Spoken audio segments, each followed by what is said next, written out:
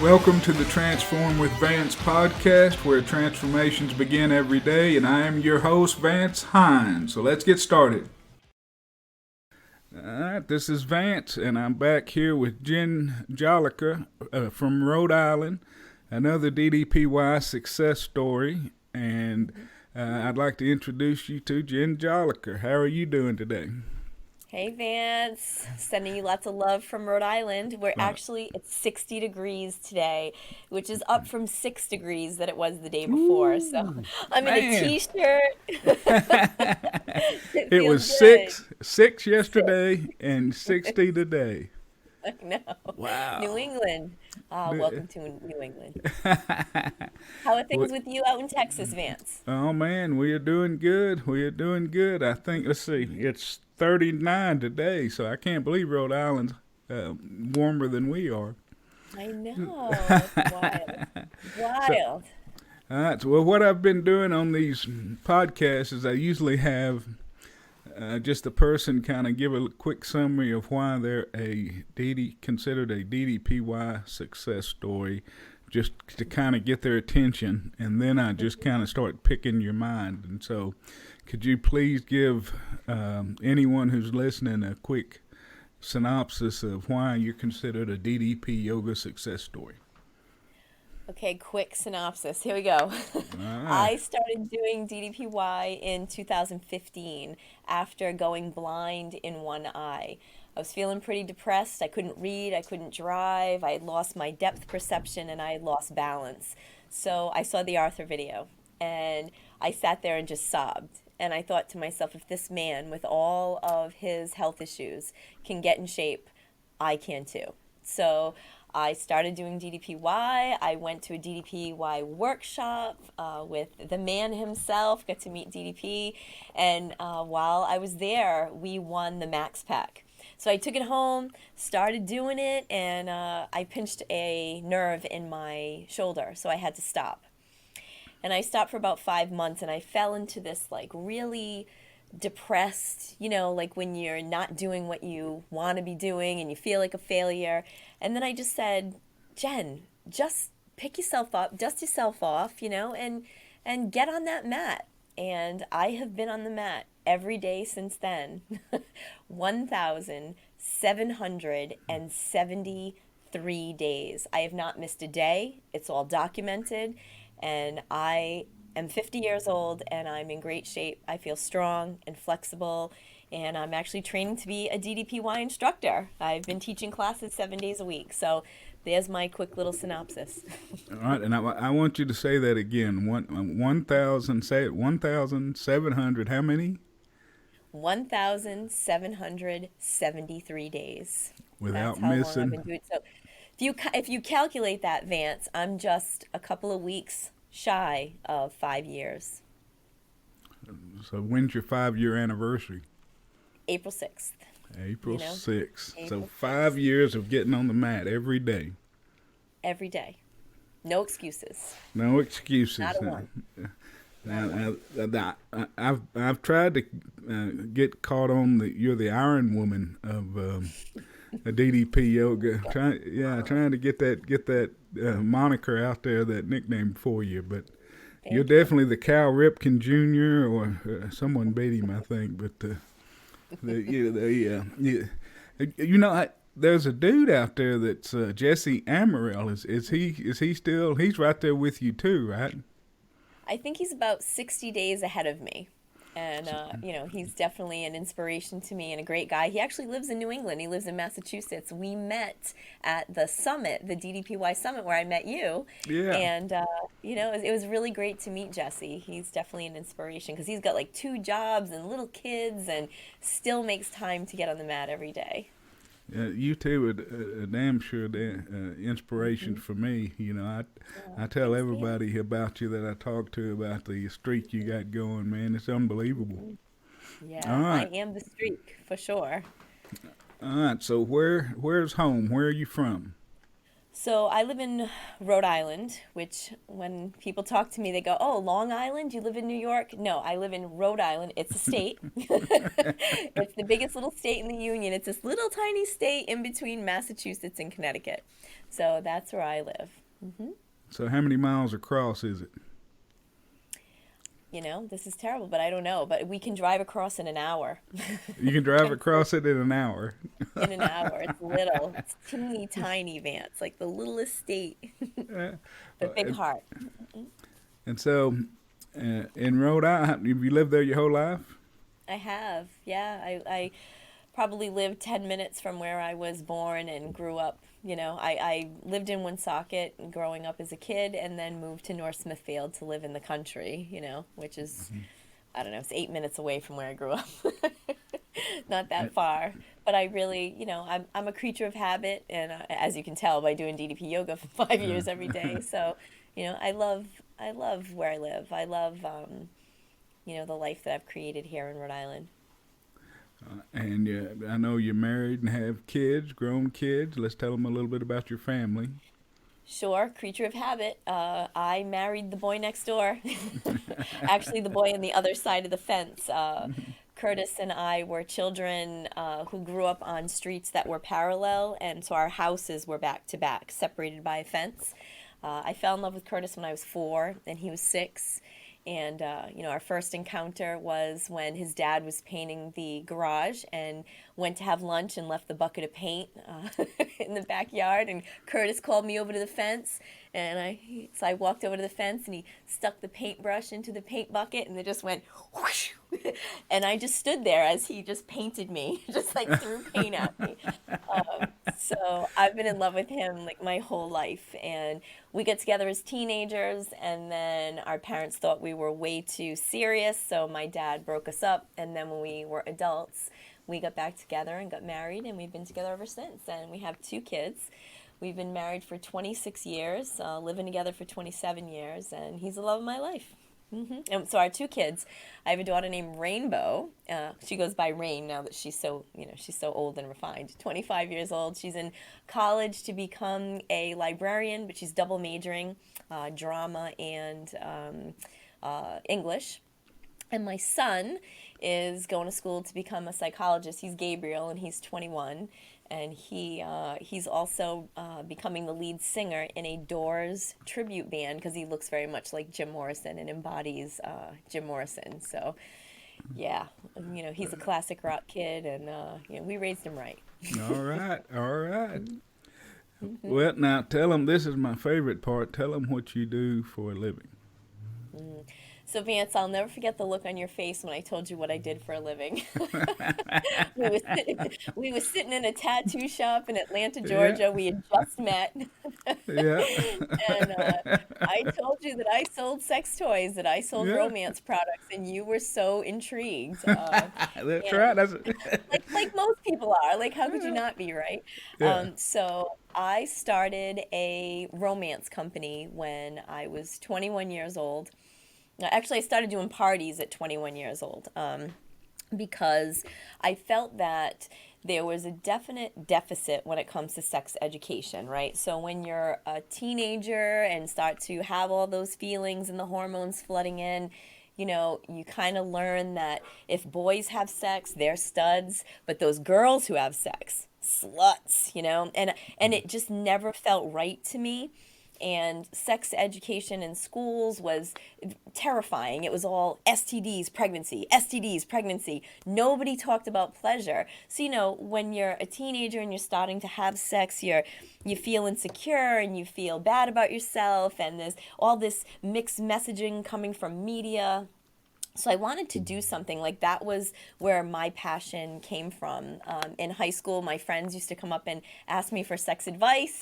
And at 21 years old, I started doing sex toy parties where I would go to a woman's house and I would have a Tupperware party or a Pampered Chef party. I would have all these wonderful devices and I would explain what they did and I would explain how they could make women feel better and, you know, even the playing field in the bedroom because, you know, pretty much female pleasure wasn't talked about, wasn't a priority. It was all about male pleasure. So I wanted to, make things a little more even, Steven. So that's what I've done my whole adult life. And my company is called Athena's Home Novelties.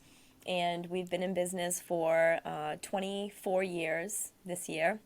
I have goddesses all over. I call the women who work for me goddesses because that's what we are.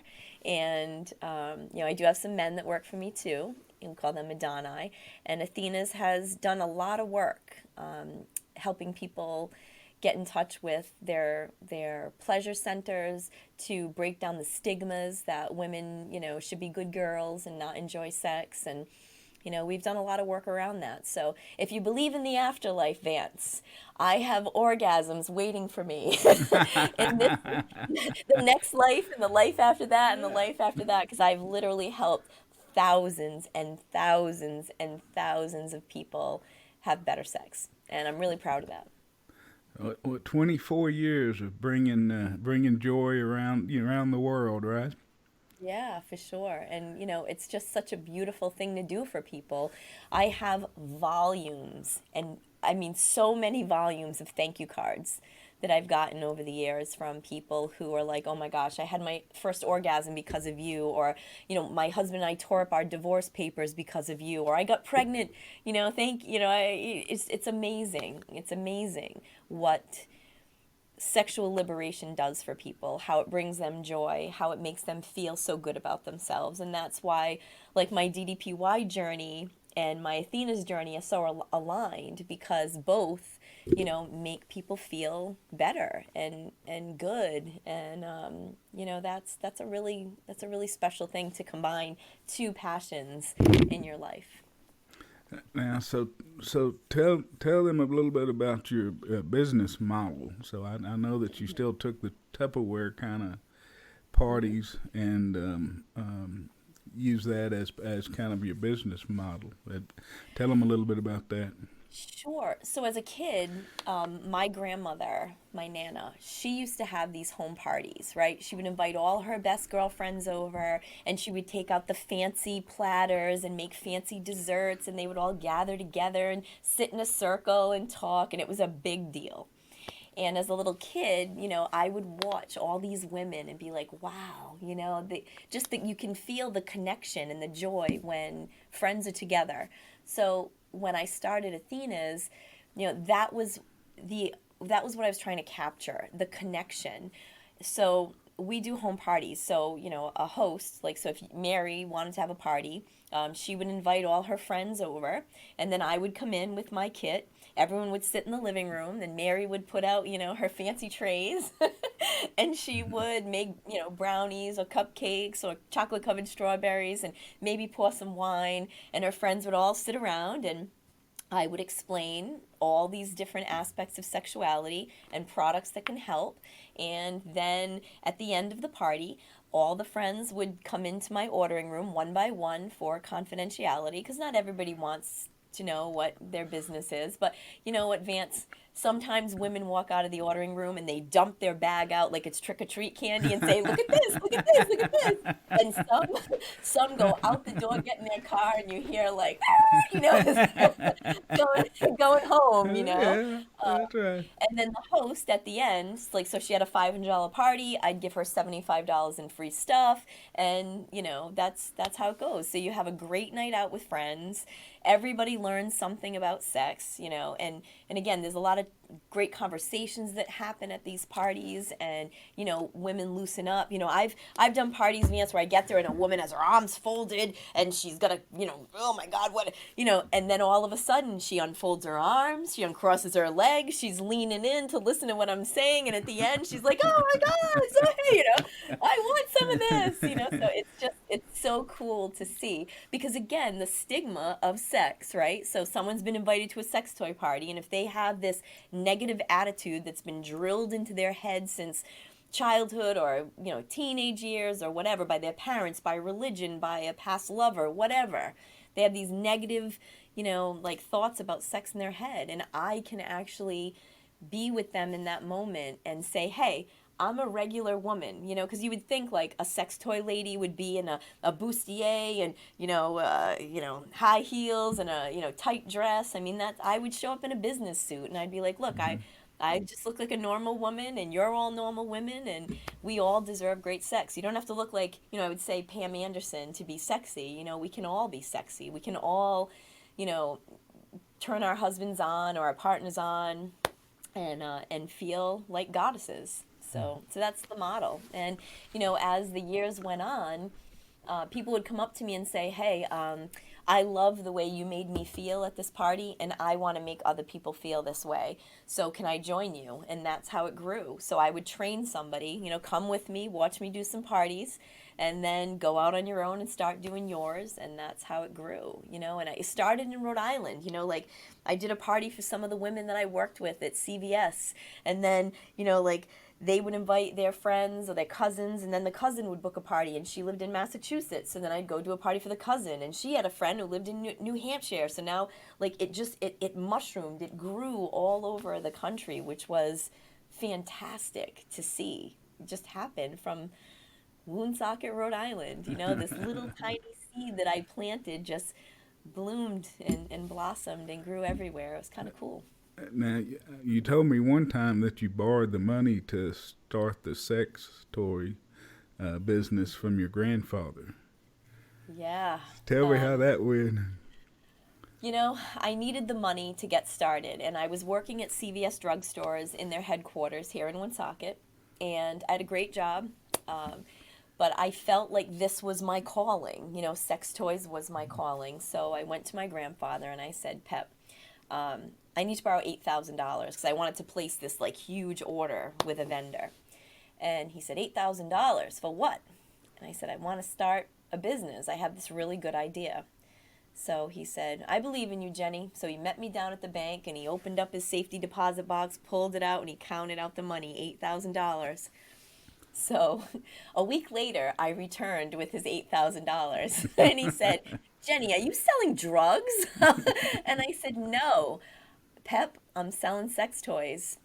And he said, oh, well, let's not tell your grandmother about that. Because again, think about the Yeah. mentality. But Vance, the best part of this story is that I did a party. So now parties start taking off. I'm doing parties all over town. So I show up at my grandparents' house one Sunday and I sit down and there's my meme sitting on the couch and she said, so we did tell her that I started a lingerie business, that I was selling nightgowns, and which I wasn't selling at all, nightgowns and pajamas. So she looks at me and she says, how's your nightgown business doing? And I said, oh, great, meme. I sold $5,000 this week. I made $2,500. And she looked at me and she said, you're lying to me, Jenny. And I was like, what? She said, I went to the beauty parlor, and while the woman was washing my hair, she said, Connie, I went to Jenny's party. And I said to her, oh, did you get some pajamas? And she said, Connie, Jenny does not sell pajamas. Jenny sells dilly does. So so my meme said, and I had to come home and ask Pepe what a dilly doe was, and he told me it's a sex thing. What are you doing, Jennifer? So in that moment, I said, Meme, I'd like to show you, if that's okay, because my meme was 69, 70 years old at the time. So I went into my car and I grabbed my kit.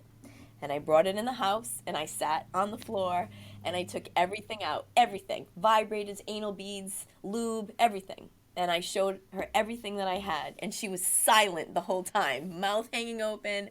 And at the end, she said to me, Jenny, I wish I would have known a woman like you when I was young, Ah. because I never enjoyed sex in my entire life because the church said it was bad.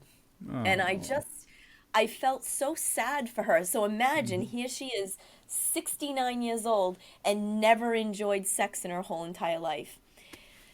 She died a year later, and I'm so glad I had that moment with her, to connect. And, my grandfather and I were very, very close. I mean, he was like my biggest cheerleader, my biggest supporter. And as the years went on, without my grandmother, he was going to the senior center and going to dances and meeting up with little old ladies whose husbands had died. And he would say, "Oh, you got to go see my granddaughter, Jenny." So I'd have these little old ladies show up at Athena's and say, "Your grandfather said you could teach me something about sex because I still have feelings down there." And I would say, "Oh, great."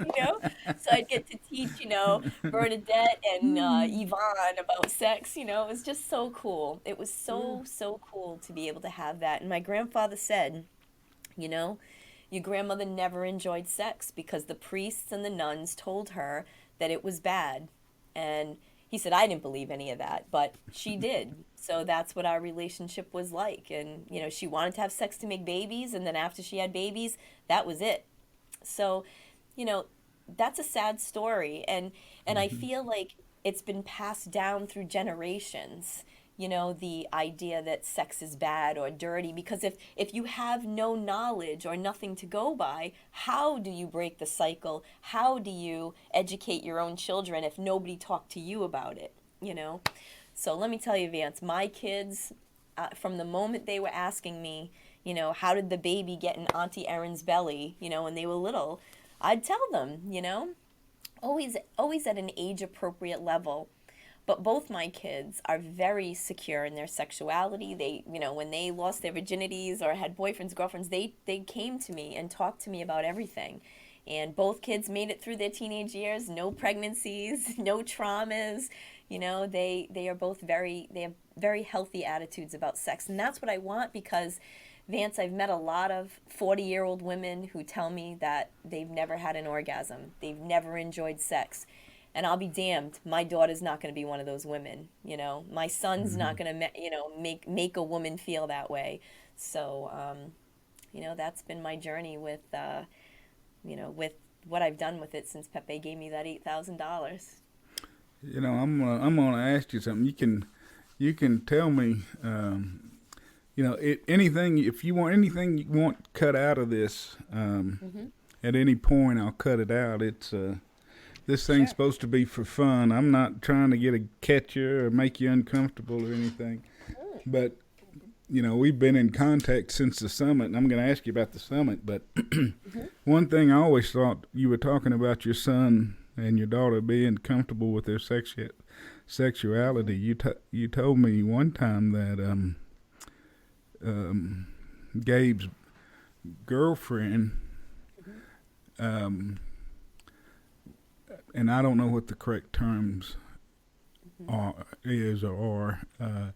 but decided that her gender didn't, or her identity didn't match her. Now you say the right terms. I don't want to offend anybody. Oh, that's fine. So Gabe's high school girlfriend is transgender and decided that they didn't want to be a girl anymore, didn't feel comfortable in their body that way, and wanted to be addressed as a boy, as male, which, a lot of people freak out about that stuff.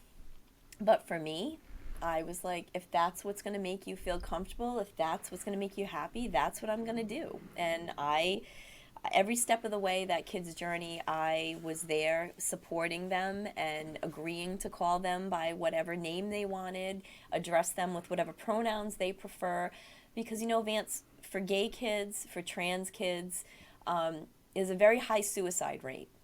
And that's very sad to me because when these kids come out to an adult, they need support and love. They don't need, well, are you sure? Well, you shouldn't do that. You shouldn't feel that way. That's not right. You don't want to shame a kid who's going through that. You want to support them because if you say the wrong things and do the wrong things, that kid could take their own life. So I really believe that gay kids and trans kids need a lot of support. And my son and that person are no longer together, but I feel like being part of their journey at that beginning, I feel really blessed to have been there for that kid and to support them on their journey because, their parents weren't supportive, so they ended up moving into my house and, I think trans kids go through a lot of trauma already, and then to be shunned by your parents, now you're really hurting. And so I got to be there for a kid who really needed it. And when they graduated high school, they won an award, which I was so proud. And that kid got up on stage and said, I would like to the first thing, I'd like to thank the Jolicoeurs for giving me a place to live and for giving me love. And I was like, wow, it's really special. And then one of the teachers came up to me at the end and said, if it wasn't for you, that kid would be dead. And, you know, I'm really proud to be able to stand up for someone, and who needs it.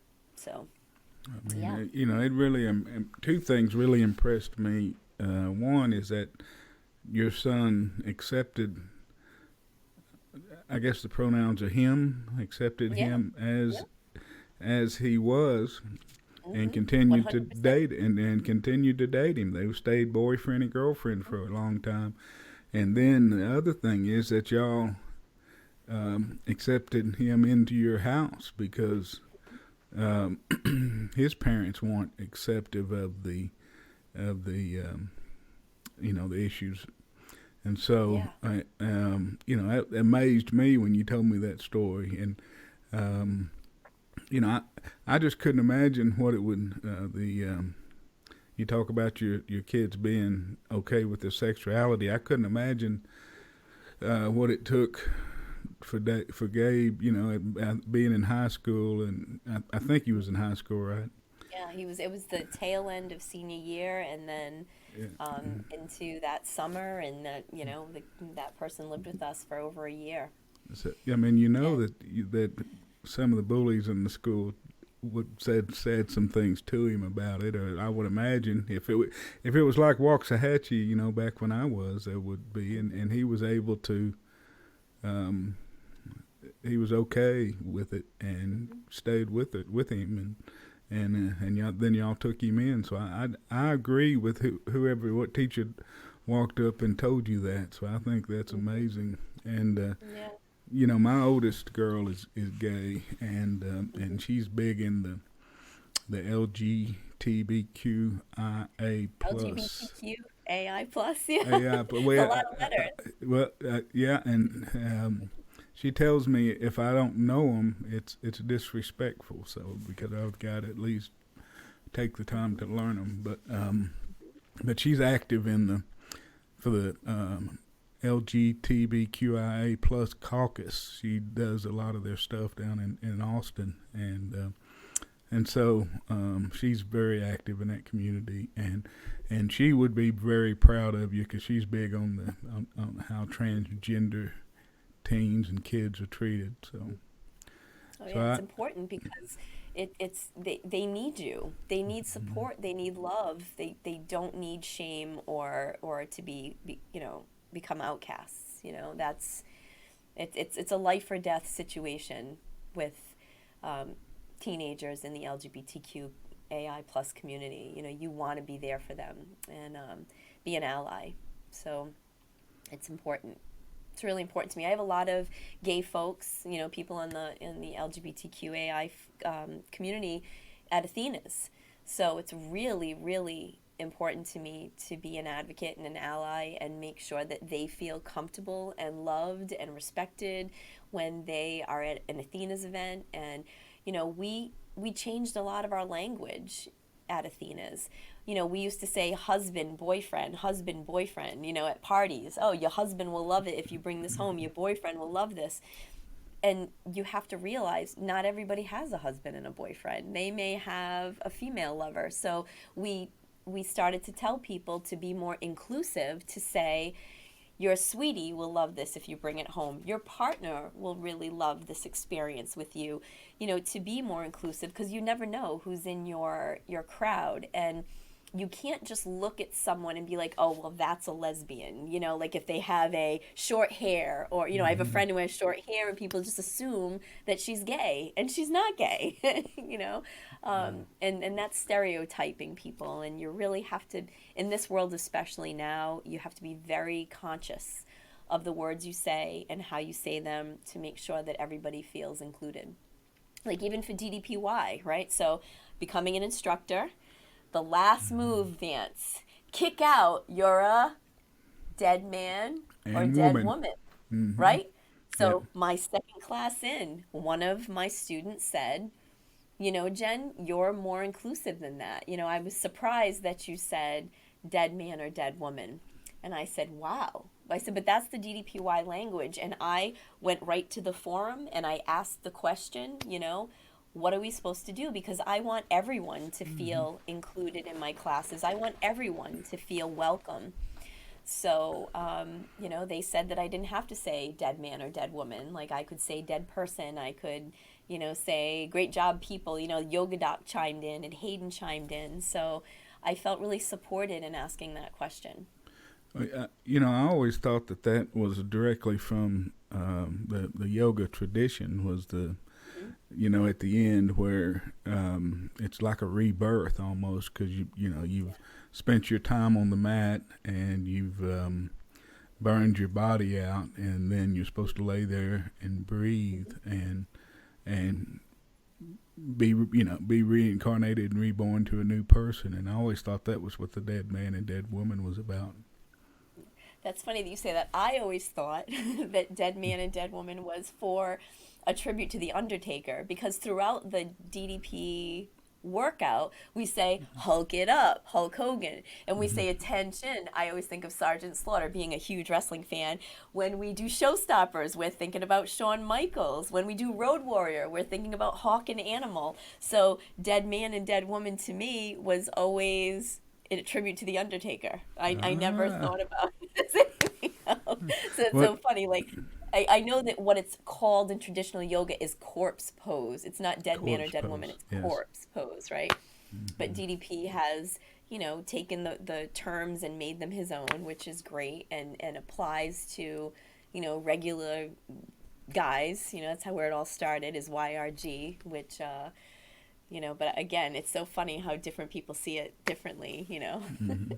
Well, But you're a wrestling fan. You and your family, and I never was. Like the only name I really recognize out of the group that you said is Hulk Hogan or the Undertaker. The other ones yeah. I'm not sure. I hear people talk about them in the DDPY community, but I was never really Yeah. a wrestling fan. I don't know all the characters. Oh So yeah. So I started, so my parents got divorced when I was like 14. Like wrestling became my everything, my escape, and I thought it was real at that time.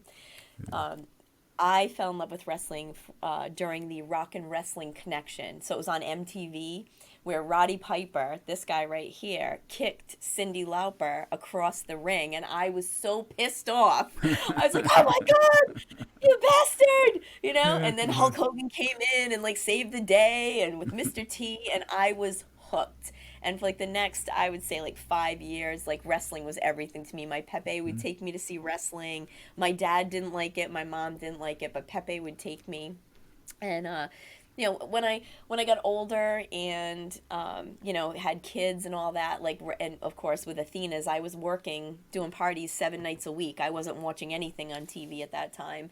But when Gabe was about 7 or 8, he started to like wrestling. So that was kind of cool because I came back around and started taking Gabe. We did 5 WrestleManias in 5 years, and I kind of did this thing where I was like, you know what? I'm going to meet every wrestler I ever loved. And I just went on this sabbatical to go to WrestleCons and Comic Cons, and I met every wrestler I ever really loved, except for The Undertaker. But Roddy Piper, who I love so much, I get to meet him. I get to meet Barry Windham. I sat on Hulk Hogan's lap. I'm Vader and Jim Cornette and Bobby Heenan and Bret the Hitman Hart. I met them all my favorite wrestlers. And it's so the fact that DDP is a wrestler was also like such a huge draw for me to do this workout. and that's how So you found DDP yoga. So I found it. It was the Arthur video, and like that went viral, right? So I saw it on Facebook and was like, oh my gosh! And when DDP pops up in that video, I'm like, is that Diamond Dallas Page? You know, because it doesn't really, like, because he had, when I watched wrestling, he had a mullet and big blonde hair and a cigar and a chewing gum, and it didn't look like him at all. So I'm like, is that DDP? And at the very end of the video, that's when he Arthur throws up the diamond cutter, and I said, it's got to be DDP, and that's when I did the research. So the fact that it was a wrestler just was like the cherry on top of, of the whole package for me. Mm-hmm. Well, Mm-hmm. now that we met at the summit, you mentioned the summit, so tell them what the summit was about. So the summit is where it's invitation only, and the DDPY, powers that be, invite the most influential DDP yoga folks. I mean, this is my take on it, and the instructors are there, and the success stories are there. So I got an invitation, and I was so grateful to be there. And, being part of the DDPY Facebook group, you see who the superstars are. You see who's doing really well, And I saw you before the summit, and, Eric Turner, and who else? Steve Doyle. There were people that I, Stephen got to David, see. Yes. Oh my gosh. Yes. Steve David, like seeing these people and going, wow, Jesse, Jesse Amarillo. Jack, Quarantello, Yeah, you start to see these people and you're like, wow, like they become, like you feel like you know them because you're watching their journey. But yours was obviously, you were the next viral person after Arthur. So when I saw you, so you have to imagine, I go from being like, I own this company and all these women and the men who work for me, they all love me, and like when I'm at an event, I can't even walk to the bathroom without being stopped 10 times. Jen, let me tell you this. Oh, Jen, can I show you this? Jen, can I talk about this? So I go from being like the center of attention in my world to the DDP world where I walk in there and I'm like looking around, like, this isn't my, not my circus, not my monkeys. Like, I'm just sitting there and I felt kind of awkward. I am a very social person, but, I felt kind of awkward. But I remember walking up to you and going, hi, congratulations on your transformation, and talking to you, and, just being so excited to meet you after seeing your video. And then the idea that you would come up to me, so I actually got a little nervous at one point, and I went and sat in the lobby, and I was sitting on my phone, which, how terrible and antisocial to do, but I was sitting there on my phone, and you came up on the side of me and said, hey, this guy over here is going to get a tattoo of DDP's name on his arm. You want to go with us? And I was like, yes. So I jump into a truck with you. I don't know you, and these two people I don't know, to go watch this guy get a tattoo.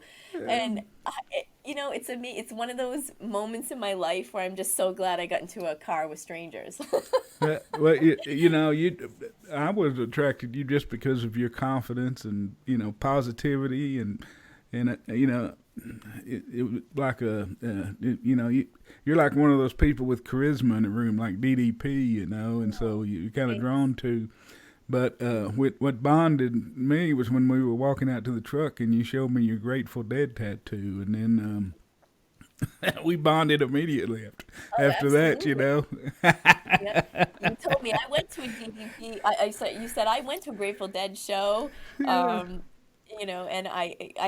And and that was it. Like we started talking about different songs, and Yeah. it was just, that was it. So we had talked about the Grateful Dead, and then we get to this tattoo parlor, and you're asking me what I do for a living, and that was our friendship was born. Yeah, That was so when you told me that, I had a million questions about the yeah. how you started the sex toy business, and how I just it's and I still got a million questions. I could keep you all day asking you about your sex toy business. I tell you, Yeah, hey, there's a lot to it. how do you find new stuff for your line and stuff? How do you determine? Well, the sex toy industry puts out a lot of product. There's a lot of designers who come up with ideas, and there's companies who make those ideas come true. And then they send me samples and say, hey, try this out. What do you think?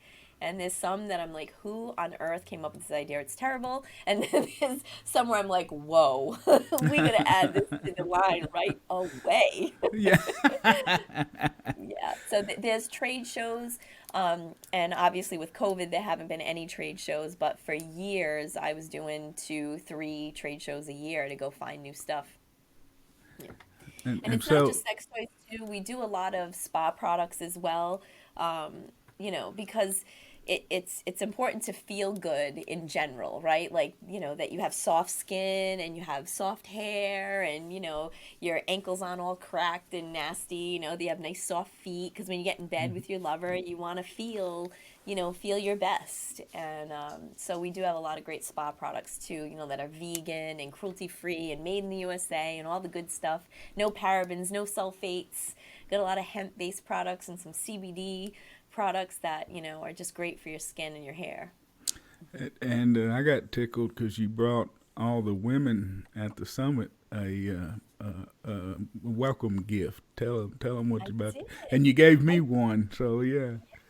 That's kind of what I like when I go somewhere new, like when I went to my class reunion, or I go somewhere where I'm gonna meet. When I go to the conventions to meet celebrities, my wrestling heroes, and when I went to DDPY, I always make like a little bag of goodies, like a lube sample and maybe like a flavored sample. Sometimes I'll throw in a vibe, and I'll put it in a little organza bag, put 10 of those in my luggage, and give them to people that I meet. And that's just what I do. I love to gift the products that I have because I know that the people will take them home and try them and be like, wow, this is great. And then maybe they'll go on my website and go, hey, Athena's, I want to get this, this, and this. Or maybe they'll tell their friend, hey, this girl gave me some really cool products. Have you ever heard of this? And it just keeps the conversation going and, keeps Athena's in people's minds. So you're in how many states with the goddesses and Adonai? Well, unfortunately, COVID really hurt us. So you have to imagine, Vance, we're a home-based business where we go into people's homes and gather with friends and we sit in a circle. There's no social distancing at a home party. Like you're sitting in someone's living room, people sitting on the floor, sitting on the couch, sitting on the chair, passing things around. Like, I have this vibe right here, and I would take it out and say, all right, ladies, this is incognito. It doesn't even look like a sex toy. And then, all right, now I pass it can't even around. see it. I can't even I see know, it. right? This thing. Let me put it Yeah. against the purple wall, right? Whoop. See that? Huh. Isn't that cool? It's like sleek and slim. It looks like a pen, doesn't It it? does look like a pen. That's why it's called incognito, because you don't know what it Incognito. is, right? Ah. So I would explain it and then hand it to someone who would look at it, touch it, breathe on it, and then Yeah. pass it to the next person who would touch it and feel it and pass it to the next person. So here comes COVID-19, coronavirus. Yeah. We're quarantining. We're not touching anything that anybody else has touched. We're locked in our houses. We're not seeing our parents. We're not seeing our friends. Uh, we're on lockdown. So my business really took a hit. I mean, really, really took a hit. And it's been like, every time I think we're going to recover, the pandemic, like it surged again in Rhode Island, like massively in New England, where like, all, we had the worst January we've ever had in company history because COVID just started raging again. So, it's devastating. So I lost half my company in COVID, which was just, the tough part is it's all out of my control. There's absolutely nothing that I can do about it. I mean, we did switch to online parties, which worked for a while, but then I think people got very fatigued with Zoom, Hmm. looking at a screen constantly. So that kind of fizzled out a bit. But things are, I haven't lost hope. I have my good days and my bad days, and honestly, DDPY saves me. I tell people on my good days, it is a magic carpet ride, to get on the mat, and on my bad days and the hard days, it's a safety net. Because I mean, there's been sleepless nights. There's been days where I didn't know if we were going to make it another week, and just the idea that I could get on the mat and breathe, and count, because when you're counting 5, 4, 3, 2, 1, you can't think about your troubles. Yeah. So, we went from being in 47 states to 39. So, it was a significant hit with COVID-19. So I mean, anybody out there Yeah. who wants to try Athena's in a state we're not in, oh my gosh, I would be so glad, so honored to have new people. We're doing a rebuild thing right now where the first 69 people to join in a month get some free thing, and it seems to be working because I think commitment has changed since COVID-19 hit.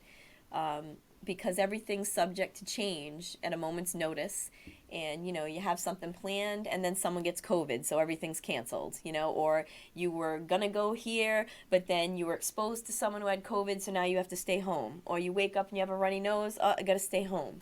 So commitment has changed where people used to join my company like, this is amazing, yay, I'm gonna get out there and sell sex toys, where suddenly it's like, well, am I going to be able to go in people's houses? Am I going to be able to do this?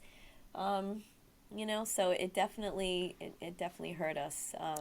Has your business model changed to more of an like online Yeah, it sales has. now?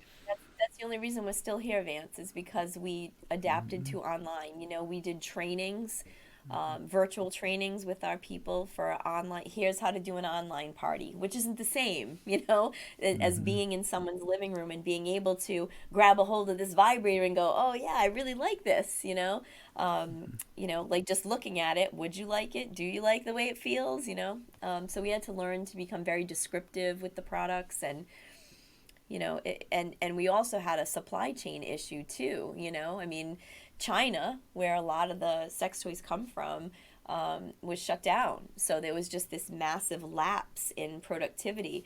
And then, so because of that, the sex toy companies that were creating all these products, their ability to go to China, work on the products with the factories, like that all stopped.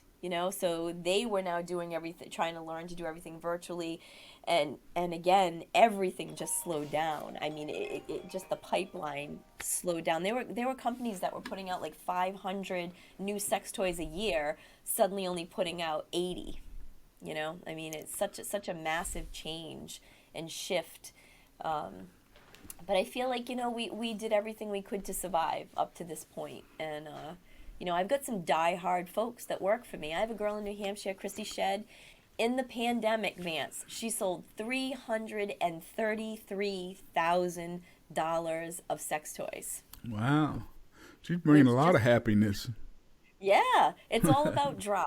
If you're Hmm. driven, if you're like, look, I'm gonna figure it out, I'm gonna make it work, you do. Or you can say, oh, COVID, it's not gonna work, I'm just gonna quit. Yeah. Like, so thankfully, I had a core group of people stay who really, really worked hard, and I'm very grateful to them. So, if someone wanted to get involved with your company or just order from you, how would they get in touch with you on the Very Athena side? simple. AthenasHN.com. That's our website. ATHENAS as in Sam, H as in Harry, N as in Nancy. AthenasHN.com. And you can buy products, you can book a party, and you can become a goddess or Adonis. Because the money that, so the girl who sold $333,000, she made 50% of that. So staying at home in a pandemic, So she she made made 167,000 or something like that. She sure did. She sure the hell did. And Wow. on top of that, I give like crazy incentives away to my goddesses. I give maid service a year for a whole year away to my top team leader, my top seller, and my top recruiter. So she also got maid service for a year. So someone comes and cleans her toilets and dusts her tchotchkes Wow. over at her Wow. house. Wow. So she's got more Yeah. time for the merchandise then. That's right. That's right. So, it's all, even like with DDP yoga, right? There's people who put in the work and get the results and they kick Hmm. ass. And then there's the people who say they're getting ready to get ready. Hmm. Oh, I got to get a heart rate monitor. Oh, I got to get a yoga mat. I got to get the app. You know, I did DDP yoga with no heart rate monitor, with no app, just using the DVDs for 1 year solid. You know, it's you're gonna make it work. If you want to make it work, you make it work no matter what. And you know, that's definitely the mindset that I've had with DDPY, and that I've had with Athena's. You know, it's just I'm gonna make this work, and my marriage. You know, I'm gonna make this work no matter what. Now I've got a friend who's asking me what's the best thing to buy for his wife from your company. You know, this friend really wants whatever you recommend to be the top seller, and I'll let him know what your answer is. Yeah. Well, here's the thing, Vance. That's a tricky question, because some women only like external stimulation. They don't want something put inside them. They only want something externally, right? And then there are some women who want something just internally. And then there are some women who want something that's internal and external. So the true question is, what does his wife like? You know, that becomes the question. So I got to go ask him what his wife likes. Yeah, I mean, because and you know what happens if he doesn't know, he's got to ask her. And you know how wonderful it is to be asked what you like by your partner, like that your partner cares that much about your pleasure, to say, what do you like most? If I was going to get you something, what would you like, you know, the most? And that's such a cool feeling, you know. Or they could book a party, a couple's party, and a goddess could show up at their house and show them all the different things, and then she can go, that's my favorite. That's the one I like the most, you know. All right. You know, so there's three options: external, internal, or both. Correct. So if you had a recommendation for each of the three, what would they be? Okay. Well, you know, I say, what's your most popular seller for each of those three types? Okay. So right now, I'll start with the inside and outside. It's called the All-Nighter, right? So the All-Nighter is a toy. It's baby blue, and it's a pretty thick shaft that's curved at the end for G-spot stimulation that can be inserted into the vagina. And on the outside, it has like a little, it looks like a sea creature kind of. It looks like a and it tickles the clitoris, right, on the outside. So on the inside, it's hitting the G-spot, while on the outside, it's hitting the clitoris. But what makes this toy so special is that it makes an in and out motion. So it's actually stroking the G-spot. So that's kind of cool. And now there's men. Now wait a minute, that one is pretty. I mean, that's pretty intimidating for a man, especially the name All Nighter. I think that's pretty intimidating. You know. That was my next point I want to make, right? Is that for men who are intimidated by sex toys, that feel like I'm going to be replaced, that is not the case. Because when you can't go anymore and she can, the sex toy can keep going, right? So if she wants to continue having pleasure, you can take a break and hand things over to the toy, right? And the other thing, too, is that I meet a lot of women who tell me that their partner doesn't last a long time, right? So their partner gets on top of them, has an orgasm fast, and she did not have any orgasm at all. So that's a night when you roll over and go to sleep, or not falls. He falls asleep, and you're looking at the wall going, well, that was unfulfilling. Yeah, really? So, yeah. So if you take so after a man ejaculates, right, a really cool thing to do, and this is one of my signature moves, one of my favorite things, right? So if Curtis and we finish having sex, I will lay between his legs with my chest leaning, my back against his chest, right? And then I'll use my toy while he whispers something sexy in my ear or reaches around and holds me tight. So, he holds me while I have that other orgasm, which is such a cool thing to do with your partner. I highly recommend it. So there's nothing to be angry about if that's what's going on, And good sex begets good sex. Like, so if a woman's having orgasms, that's almost biblical. She's going to want more. Yeah, right? I want, it feels so good. I want to do that again tomorrow, Yeah. So the idea of sex Good. Wait a toys minute. is Wait a not minute. You're gonna have to make shirts with this. Good sex begets good sex. good sex. Yeah. And if you're someone who's so now let's talk about that move that, I just told you about with Curtis, right? Mm-hmm. So the next morning, what do you think we're talking about at breakfast? Phew, that was hot, babe. That was really great. Yeah. And, I call that the, like the after, the instant replay, like talking about it makes you go, Mm-hmm. wow, that was awesome. And then what do you want when you get home from work? More, like Mm-hmm. let's do that again, because it felt so good. And that's such a cool thing for a couple to have, where they're both so invested in making each other feel good, rather than looking at sex toys as oh, well, she doesn't need that. She's got me. And when Yeah. guys say that, I'm here to tell you it's not true. Like, we have a lot of moving parts and we have the ability to have multiple orgasms to your one. So why not foster that? Why not be supportive of that? And why not be invested in that? Because that's how you have a super satisfying, mutually rewarding sex life. So that's how I feel about that. So the all nighter is my favorite dual stimulator for both. All right. And then internally, again, it depends. Does she want something fulfilling, like bigger, or does she want something smaller? So we've got that too. I'm hoping my wife prefers smaller.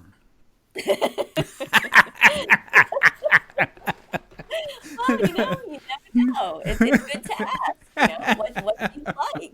And again, it depends on your relationship, whether your Yeah. wife or partner is going to say, I want a big one, Yeah. and I don't want you to be intimidated. I want you to sit and watch this, watch the Yeah. fireworks, That's while I my. take care of this,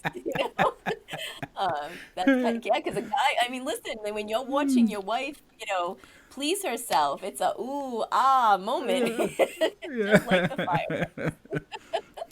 Yeah. And that's where you have so much fun in bed when you're with each other in that way. It's really special. It's really, really special. And I can't say enough good things about sex toys. I really can't. They just have, and again, so when you think about a marriage, so you've been married a long time, Vance, to the Since same woman. I've been married. 1990. What is that? Eternity? Yes, No, it's a we've very been married 31 years. 31 years. okay. 31 years. And you go through a lot in Yeah. 31 years. Hmm. The ups, the downs. Yeah. Sometimes you feel really connected, sometimes you feel disconnected. Sometimes you're really into each other, sometimes you really just get away from me, like I'm Hmm. mad at you for XYZ, and when you're raising kids, you tend to funnel a lot of your energy towards your children so that there's not as much energy left for each other at the end of the night. When you're working, so now you've got work, you've got kids, you've been together a long time, there's a lot of things that happen that affect your sex life. So when it comes to sex toys, and I tell people this often, the reason I feel my marriage has been so successful and I've been married as long as I have, in a monogamous relationship, is because the new sex toys, right? So when we first got married, we had these few sex toys that we loved and were in a rotation. And then the sex toy industry came out with this whole new batch of things, and I got them and I brought them home and we tried all of those things. So for as long as I've been in the sex toy industry, I've been constantly trying new things with my husband. So we always have something new to explore. So like when kids are bored and with each other, they start to fight. They're all agitated. You give them a new board game, give them a new toy, and they're like, woo, they're occupied, they're happy. Same thing with adults. Same exact thing. You give a couple a new toy, and it's like, ooh, let's play with this. Let's check this out. Let's have fun with this. And I tell parents who have come to me and said, I don't know if I could get a toy like that because, my kids, I don't want them to hear it. I don't want them to find it. And I say to them, listen, it's not like you get to store good sex credits for 18 years till your kids are out of the house, and you can claim them then.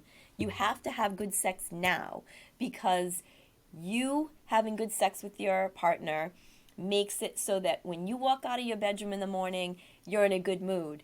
You're expressing love towards each other. You're playful and, happy. And that's what you want modeled for your children, not a loveless, affectionless household. You want to express love and genuine connection so that your children see that's modeled for them. And there's been times when my kids have heard Curtis and I having sex, and the next morning Rain would say to Kurt, "Oh, you guys are so loud." And Kurt said he had the most perfect comeback. He said, "Would you rather hear your mother crying from the next room?" And she was like, "No." He said, "Right." And, I said to both kids, I hope that you have a partner when you're an adult who makes you make those noises.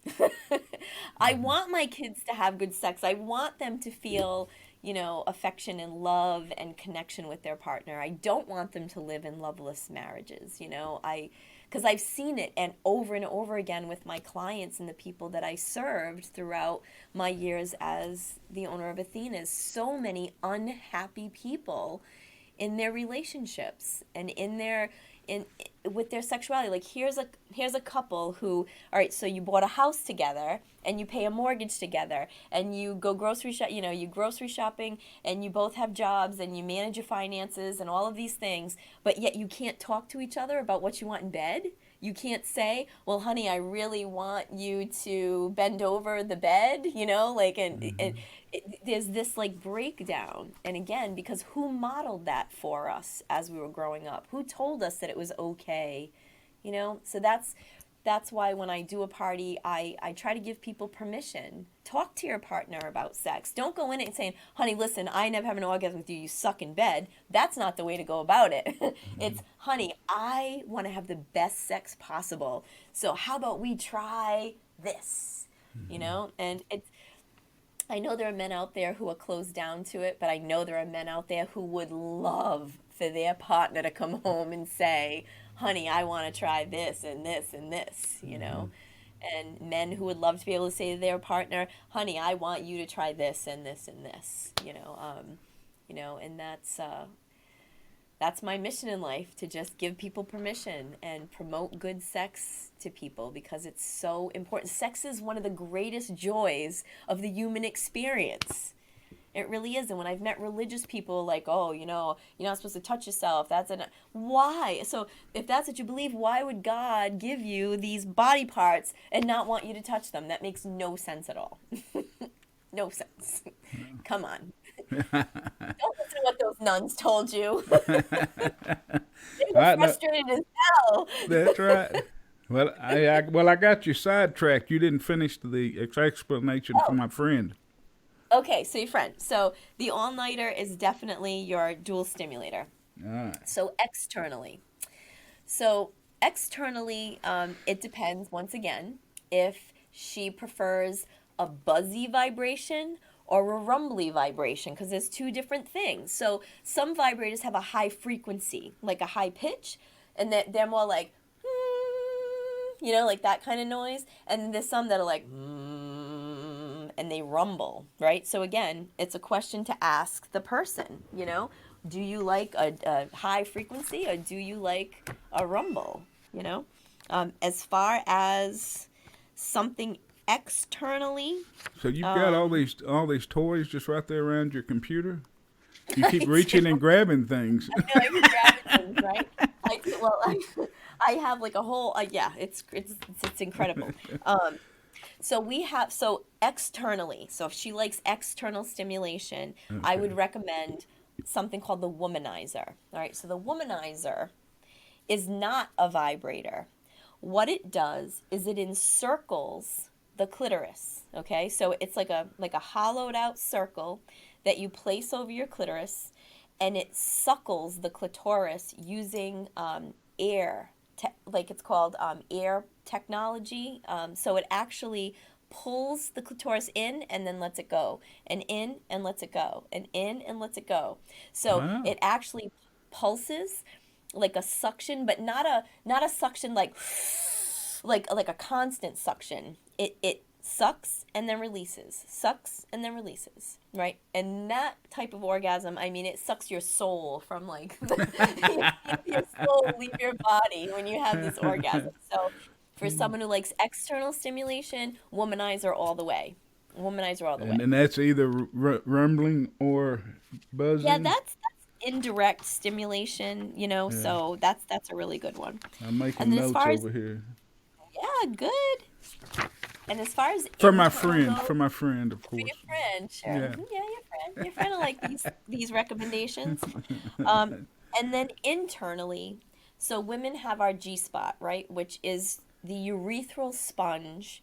When it becomes hard, can cause an orgasm, like a release of fluid, which is pretty cool, like female ejaculation. I mean, it doesn't Hmm. happen for all women, and what you see in the porn movies, some women it's a dribble, some women, it's a big wet spot at the end.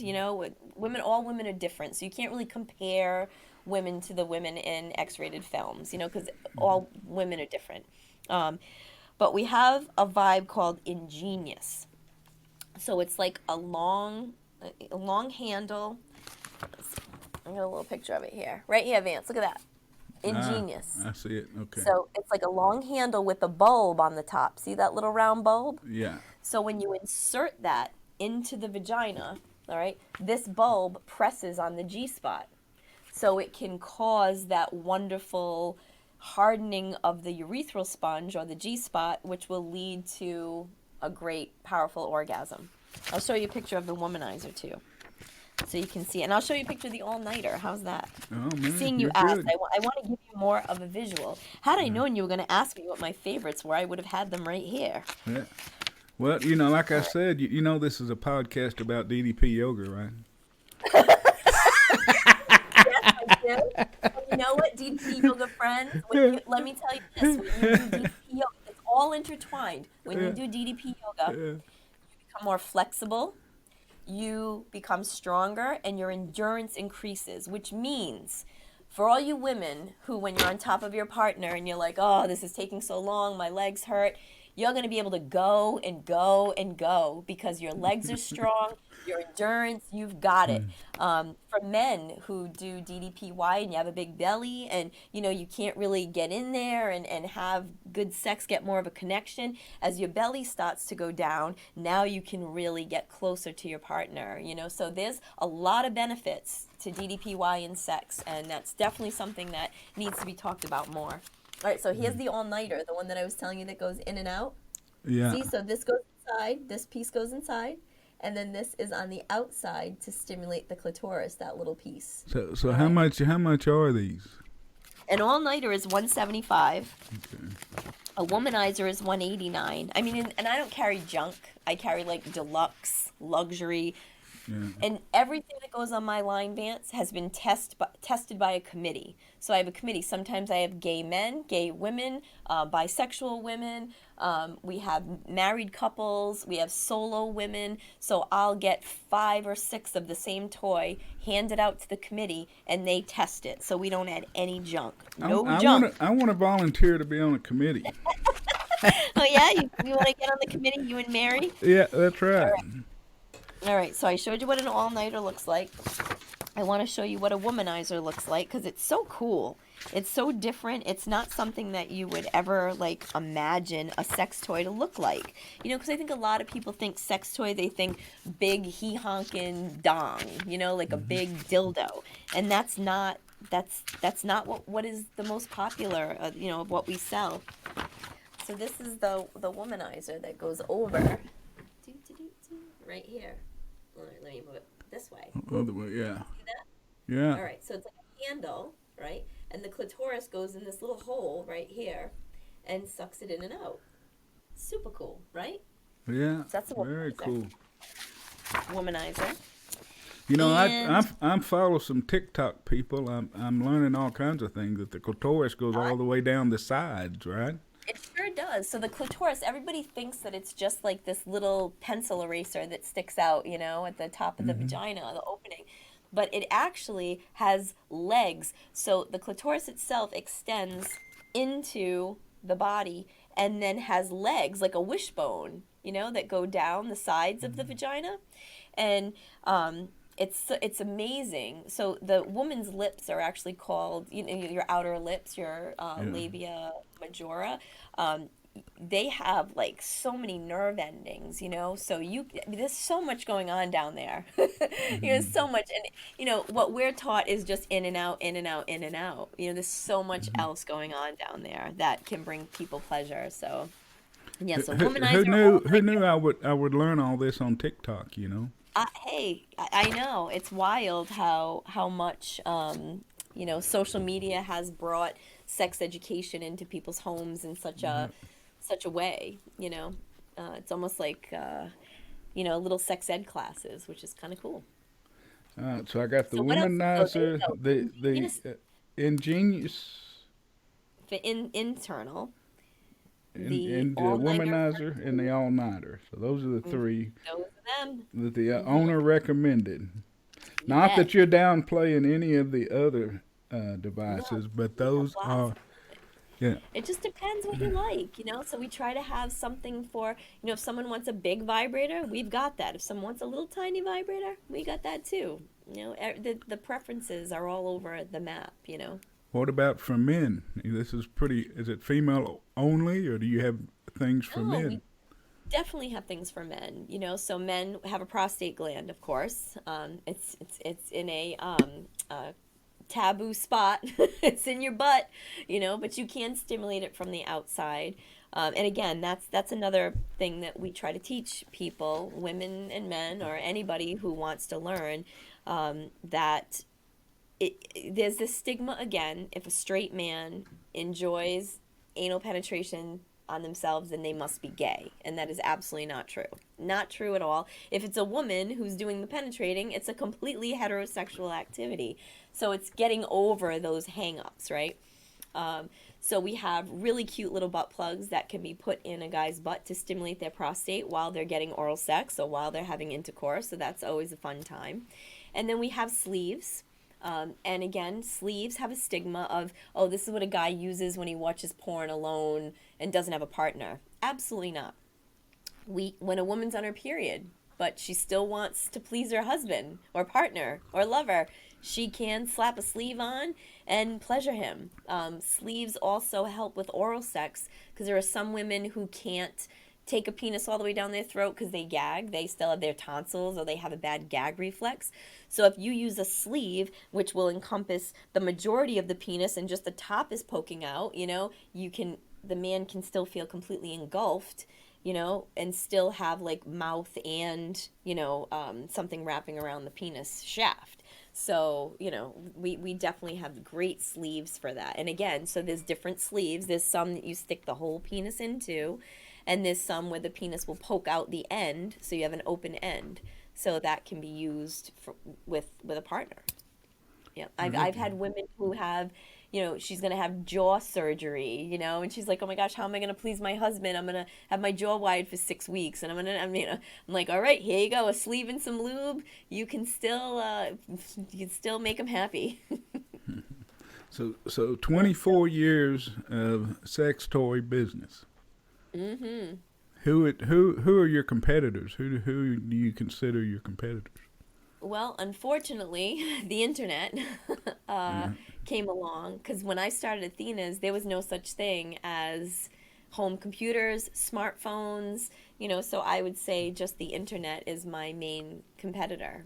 You know, that's the biggest problem is that, you know, like with every, you know, business that sells goods in the United States, you know, how many little mom and pop shops have closed because everybody's buying whatever it is online. Music, so we lost music stores. Videos, we lost video stores. You know, there's clothing, we lose clothing stores. Look at the malls of America right now. Like they're all closing down because people are buying things online. So while I realize convenience is a big deal, um, you know, what happens is experiences are lost. You know, like I loved going and renting a video on a Friday night, you know, like looking around, looking at all the boxes, and, you know, that was an experience with your kids to do that, or with your, you know, your partner. You know, it's not the same sitting on the couch and going boop, boop, boop, boop, boop, you know, it's just not Yeah. the same. It's not the same, you know, going going to buy clothes. I mean, I don't know about you, Vance. I want to go somewhere and try on a dress. I want to go. I'm sure you're not trying on a dress, but you know, like when you want to try on pants, you Yeah. want to go to a store and try on pants. You don't have to order three different sizes and then have to mail two back. It's a pain in the ass. You know, Yeah. I love experiences. So you know, I hope that we continue to get to do what we do, which is an experience going into someone's house and all the friends come over and they have wine and chocolate covered strawberries and pass sex toys around because it's very special. It sounds like you're still doing really well. I mean, it's not 30. Yeah. What'd you say? 39 states. You're still in Yeah. 39. So Yep. you're still kicking butt. Not as well as pre-COVID, but still doing well. Yeah. Yeah. Still hanging in there by my fingernails. Holding on. All right, Holding on. now there's another thing that also intrigues me about you is you're a world record holder. Oh, yeah. I am a world record holder. So, um, many years ago, one of my goddesses got breast cancer. And when that happens to someone you love, it's very, you feel helpless, you know, because there's nothing you can do. Like, really, there's nothing you can do other than I support you, I love you. But I mean, they have to go through the radiation and the chemo and lose their hair and have their breast cut off and all these horrible things.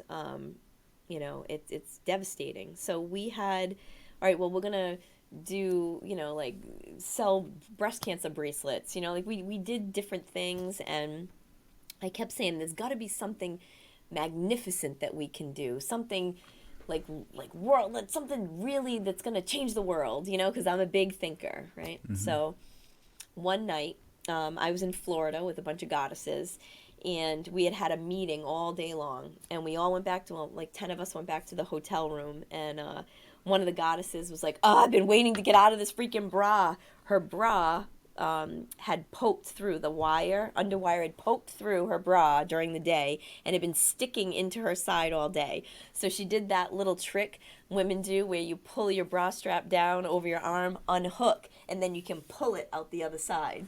And Hmm. that's what she did. She threw the bra on the floor and started stomping on it.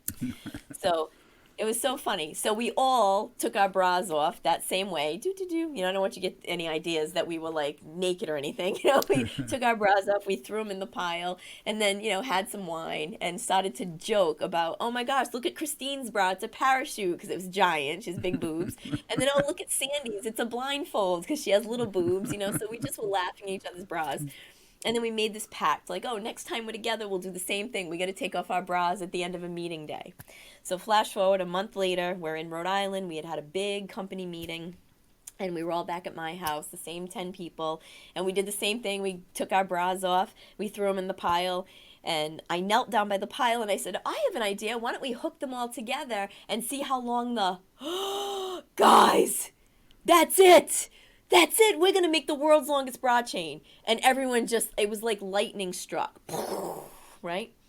And that started a whole new journey for us called the Athena's Cup, where, because our company is primarily women and we deal with primarily women, we would go into women's homes to do our sex toy parties and say, hey, I know you got bras that don't fit you anymore stuffed in your drawer. I know you got bras with a broken clasp that don't fit you anymore.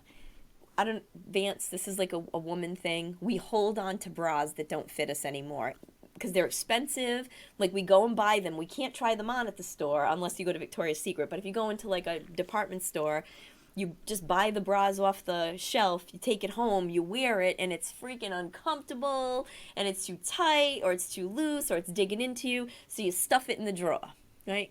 It's just a thing women do, and we keep them. So I said, we're not asking them to go buy new bras and give us brand new bras. We're asking them to clean their bra drawer out and give us all their old bras. And someday we'll hook them all together and make the world's longest bra chain. So for 10 years of my life, I collected bras. So much that I had storage units all over town, filled from floor to ceiling with boxes of bras. You could smell our storage units from like 10 feet away. You could literally smell the estrogen. It was the craziest thing. So in 2019, which was our 10-year anniversary, of doing this, of actually creating the world's longest bra chain. I said it's time. It's time to do it. And what's crazy is in 2009, when we took that picture of all of us with the bras, I got it right here. 2009.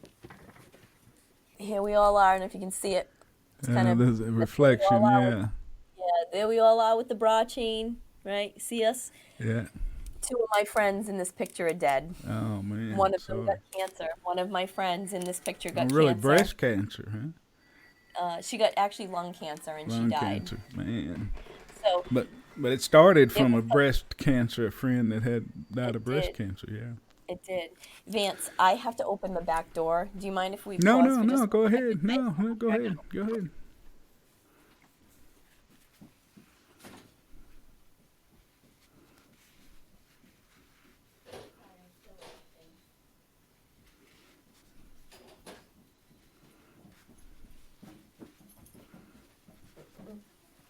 Sorry, Vance. Yeah, no, yeah. Like I told you, there's no rules here, so it's whatever, if you need to go take a break or whatever you want to do, just let me know. Do you edit this thing? Well, yeah, I do, but I edit, but I usually, like the last one I put out with Brian Tan, I forgot to edit out the bathroom break, so you see him just sitting there for like... Yeah. So I forget. And I just noticed it after I got on the very last thing I loaded it on. I said, oh, shit, I ain't going to go back and change it now. Yeah, just leave it. Whatever at this point. So for 10 years, we collected bras. And in October of 2019, we hooked all the bras together. And it was one of the largest undertakings of my life, because to hook 196,000 bras together outside in the elements, we had rain, we had cold weather, we had hot weather. I got a windburn, I got a sunburn. You hurt your toe? You did something with your toe. Yeah, somebody ripped my toenail off, one of the volunteers, because my feet swelled up so huge from walking. Imagine, we hooked the bras together, and then we had to ring them around this giant field. And the amount of walking that I did, both my feet swelled huge, so I couldn't even fit them in my shoes, so I had to wear flip-flops. And one of the volunteers and I, we came face to face, and she kicked my toenail off my big toe. So I had blood squirting out of my toe. It was just absolutely crazy. And this is October in Rhode Island. Yes. So it's cold. Cold, raining, hot. It was something else. And Guinness World Records, it's not like they just say, oh, good, you broke the record. No, you have to verify every single thing. So I had to have judges. I had to have 2 sets of judges. And the judges have to be upstanding people in your community. You can't just ask anybody to be a judge. So I had to have state reps, the mayor, police chief, fire chief. I had to ask people to be judges. Every judge had to have a record keeper by their side. We had a camera set up in front of the judges where every single bra had to be videotaped. It had to go by the judges. The judges all had to have clickers, click, click, click, click, click, watching the bras go by. And judges could only have 4-hour shifts because they get tired, right? So a judge would sit down at the table, and people would start walking bras by them. Click, click, click, click, click. And it was monumental. And before every shift, I had to take a picture of the clicker. And at the end of every shift, I had to take a picture of the clicker after. And the judges had to send the pictures to Guinness. I had a designated judge who was with me through the whole thing, who at the end came to Rhode Island to look at the chain and inspect the chain, watch the videos, look at all the logs. Every section of bras had to be measured. So I had people counting bras, hooking bras, measuring bras, walking bras by the judges, putting bras into the main chain. It was an unbelievable undertaking. Sometimes I had 150 volunteers there, managing volunteers. Sometimes I had 12. And people were coming, people were going. I mean, the news was showing up. I mean, it was absolutely the craziest thing I've ever done in my life. It really, really was. And in the 10 years leading up to, the grand crescendo of making the chain, when I was going to meet my wrestling heroes and all different celebrities, actually, I collected celebrity bras. So I have over 400 bras that were autographed by so many different celebrities, not just wrestlers, but Elvira, Pee Wee Herman, Walking Dead cast members, Meatloaf, Alice Cooper, Dee Schneider from Twisted Sister. I mean, just about every genre. Star Wars characters, Star Trek characters, animators, voice actors, TV shows, the cast of Grease, Richard Dreyfuss. I mean, it's unbelievable the amount of celebrities that autographed bras for me. It was absolutely fantastic to have those experiences, to be able to say to people, I'm going to break a world record. So will you sign this bra for our chain? And they'd go, oh my God, yes, absolutely. That's so cool. My aunt had breast cancer. My mom had breast cancer. So many people that were celebrities were so excited. And not only did women give us their bras, Vance, we had people write tributes on the bras. We'd get a box of bras in the mail, and it would be, Mom, I miss you so much. Grandma, I love you. Some women would write, I won't need these bras anymore. Full mastectomy, 2017. I mean, so the bras themselves, I mean, it's kind of like a goofy thing, hooking bras together. But when you looked at some of the tribute bras, like, damn mom, dad misses you so much. I mean, there was some we would just weep when they would come in, because it just affects so many people. So I know it was kind of a goofy thing to hook bras together, but it was really, really something special, Vance. And, achieving that was such a high in my How long life. did it take to hook 196,000 bras? Well, we thought it was going to take 4 days. It did not take 4 days. We started on October 4th, and we thought it was going to go through the weekend, and it ended up being October 16th. So I was 12 up on days. that field. Vance, I was up on that field from like 8 in the morning until 8, 9 o'clock at night. We did it until the sun went down. And, you know, it was just such a monumental task because we had people hooking. And you know what was cool too, Vance? Like one of my favorite parts was that members of the community came to help. We had buses from the senior citizen center coming, so all these old folks were coming and talking about working in the mills and piecework. And you know, my Pepe was there hooking bras, you know, talking to all the old folks. We had high school students who came from the high school, so now you get high school students and the elderly sitting across tables from each other hooking bras.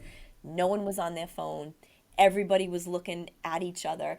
People were talking, friendships were born. I mean, it was really something special. I mean, we had breast cancer survivors come and look at the chain and cry, and you know, just looking at all the different colors and sizes and textures. And I mean, it was so special. It was so special. One of the greatest, just the greatest things I've ever done. But unfortunately, I don't know why, the Athena's trip was scheduled in October. So every year I take my goddesses somewhere. We've been all over the world. We've been to Egypt, we've been to Spain, we've been to Greece, we've been to Florida, we've been to Las Vegas, we've been to Aruba, Jamaica, Bermuda, cruises. I mean, we've done all over 24 years. I've taken them so many cool places. I've been all over the world. And we had our trip scheduled for Mexico a couple of days after. So we broke the record on a Wednesday. On Saturday, I was getting on a plane to go to Mexico with the goddesses. And of course, I had to go and have surgery on my foot on Friday because my toe got infected and all of that. So that was terrible. I got to Mexico Saturday, and you know, that first day of travel, you're not really, that's a travel day. You don't relax. Saturday was kind of like Sunday. I finally got to relax a little bit. My kids were with us. First Athena's trip for the kids, because they're adults now. So kids are with me. We're sitting on the beach. How nice. Monday morning, my son and I decided to go parasailing. So and again, this trip to Mexico, I was in the best shape of my life. I had been doing DDPY every day. I was a top 100 DDPer. I was doing only orange and red workouts, the hardest ones. Tell them what a top 100 means. Tell them what a top 100 means. Yeah. So DDP community has you get points for every workout that you do.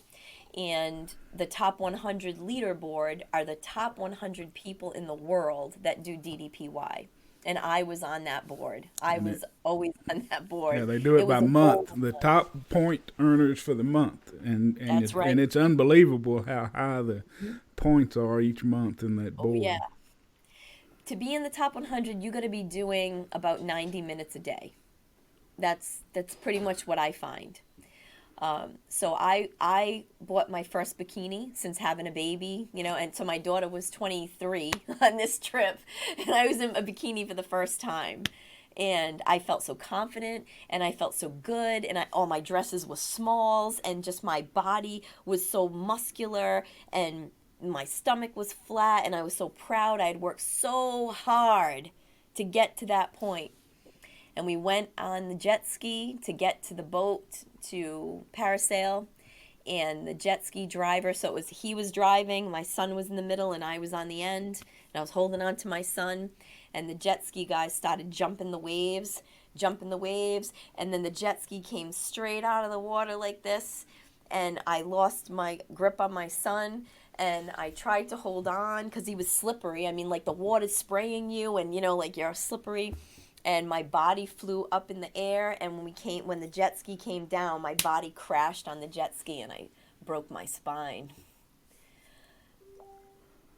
So, I didn't know. I just knew I was really hurt. I didn't know what was wrong, and I managed to hold on with one arm, but I lost my breath, and I was in shock and going, holding on. And when we got to the boat, the guy stayed on the jet ski, and they pulled my son up onto the boat, and nobody knew that I had broken my spine. And the captain, I kind of fell forward, and the captain just grabbed me by the arm and pulled me onto the boat.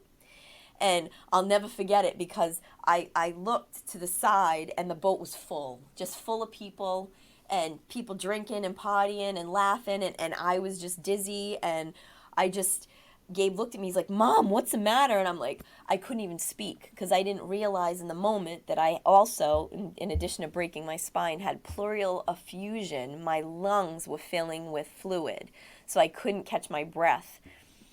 So it was about 10 treacherous minutes on this boat where the captain finally, and again, there's a language barrier.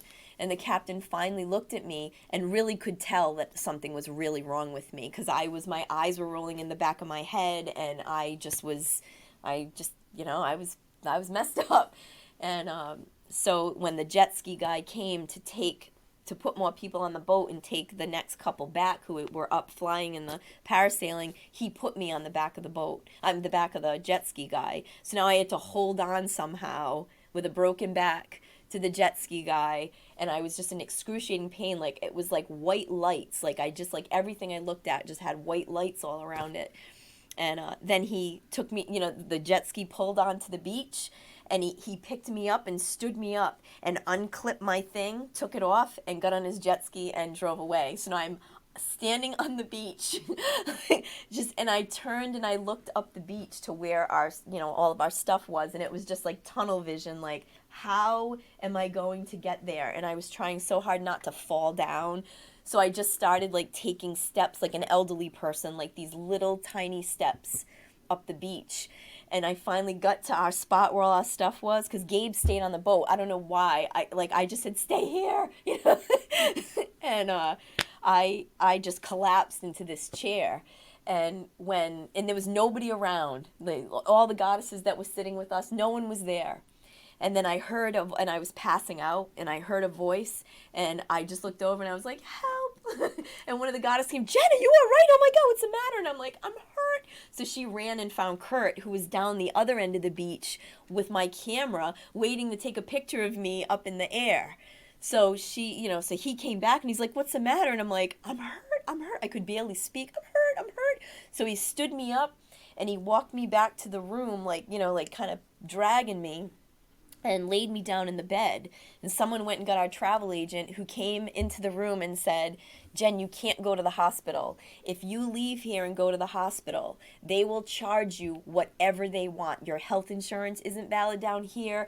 They will not let you leave until you pay your hospital bill, and it will be thousands and thousands of dollars. So I just laid there going, with tears just pouring down my face. And they brought in the doctor, like the doctor from the resort, who said, you need to go to the hospital. And I said, no. I actually refused because, and again, I was so confused and so, just in so much excruciating pain. And then I just looked at Kurt and I said to him, my streak. And I was just crying and I'm like, what? My streak. And I just laid there crying because that was the first thing, my DDPY streak. Like I knew in that moment my life was totally altered. So a couple of hours later, I said to Kurt, bring my iPad over here. And I said, hook it up for me. And I reached down and I found the bed flex workouts. And I laid there and wow, is it humbling to go from someone doing red workouts and one of the top 100 people and a kick-ass person to someone barely being able to lift up their arm and hold it up and drop it, pick up their leg and drop it. And I just had tears just pouring down my face. And I was stuck there in Mexico until we were to go home. So my friends went into town, my goddesses went into town, they got me tons of pain pills because in Mexico you can just go buy pain pills over the counter, and I didn't even care. I just took whatever they brought me, and to the point where I was just drooling, laying in the bed drooling. Kurt would try to take me to dinner and I would be like walking, lurching forward like totally drugged, and get to the restaurant and just be sitting there drooling because I was on so many medications. But every day I did bed flex, and I got home. And my doctor saw me right away and sent me for x-rays, and I had a fractured spine. And the orthopedic who saw me after that said, you're so lucky that you do DDP yoga. Because I told, I had said, I was crying in his office, like, I'm not going to be able to do my yoga, and he was like, okay. And he said, but I can tell you this, your yoga saved you from being paralyzed. Because if you would have hit with just a little bit more force, you would have really damaged your spine to the point where you would have been paralyzed. So I look at DDP yoga now as something that saved my life and also rehabilitated me. When I went blind, it rehabilitated me, and then with a broken spine, it rehabilitated me because I laid in the bed and did bed flex for weeks and weeks in like terrible pain. And then graduated to the chair when the orthopedic said, okay, your fracture's healing, you can sit in the chair. And then to finally, on New Year's Eve that year of 2019 turning into 2020, was my 1,000th day of yoga, of DDP yoga. And my friends all came over and I did the very basic, here I was, badass. I only do red and orange. I only, I do an hour, I do an hour and a half, and I was doing energy on my 1,000th day. Like, whoever would have saw that happening. So, Vance, I broke a world record and broke my back in the same week. All in the same week.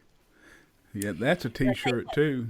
Yeah, DDP called me because I put it out there that I had broken my back on Facebook, and he called me, and I cried and I was like, I'm not going to be a top 100 person. And he's like, don't think about that. Think about healing. You have to heal. You'll get back to a top 100 person, but now you have to heal. And he said, just do the exercises that the doctors allows you to do. And so I'm very grateful that bed flex exists, because for somebody who's injured, talk about humbling, I mean, to go from the top to the bottom, and suddenly you're like 3,000th place from top 100. It's humbling. Well, Um, tell them what bed flex is and yeah, chair yeah. warrior. So bed flex is a workout that you can do laying in bed for those who are injured and obese to the point where they can't get out of bed. This is the workout that DDP has created for those people, and I'm so grateful for it because literally, I mean, it's picking your arms up and holding them up and then dropping them, picking your feet up, picking your leg out, extending it, dropping it. Reaching up from your bed and just holding the ball. It's very, very minor movements, but can make a huge impact for someone who's injured or unable to get out of bed. At least you can work those muscles. And then chair warrior is when you graduate from the bed to the chair, where you can sit in a chair and lift your leg, hold it out there, drop it. Lift it, hold it out there, flex it, drop it. Reach out and grab the ball, and now you're sitting, so it's more manageable again for people with mobility issues. And I became one of those people. And the idea that it was there for me was like it saved me. It rehabilitated me for sure. I mean, I never went to PT. The ortho totally agreed with me that I didn't need that I had everything that I needed in DDPY. And it was funny, one day he had left my chart and I just glanced down in it, and like he's like very concerned about inability to do yoga. It said it right on my chart, very concerned about inability to do yoga, because that was my main concern, my streak, what the hell.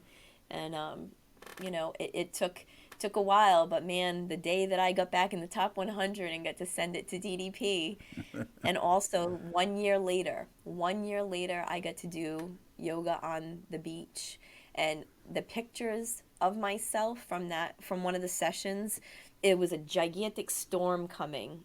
We were in Jamaica, or we were in Mexico. Where the hell were we? We were in Jamaica.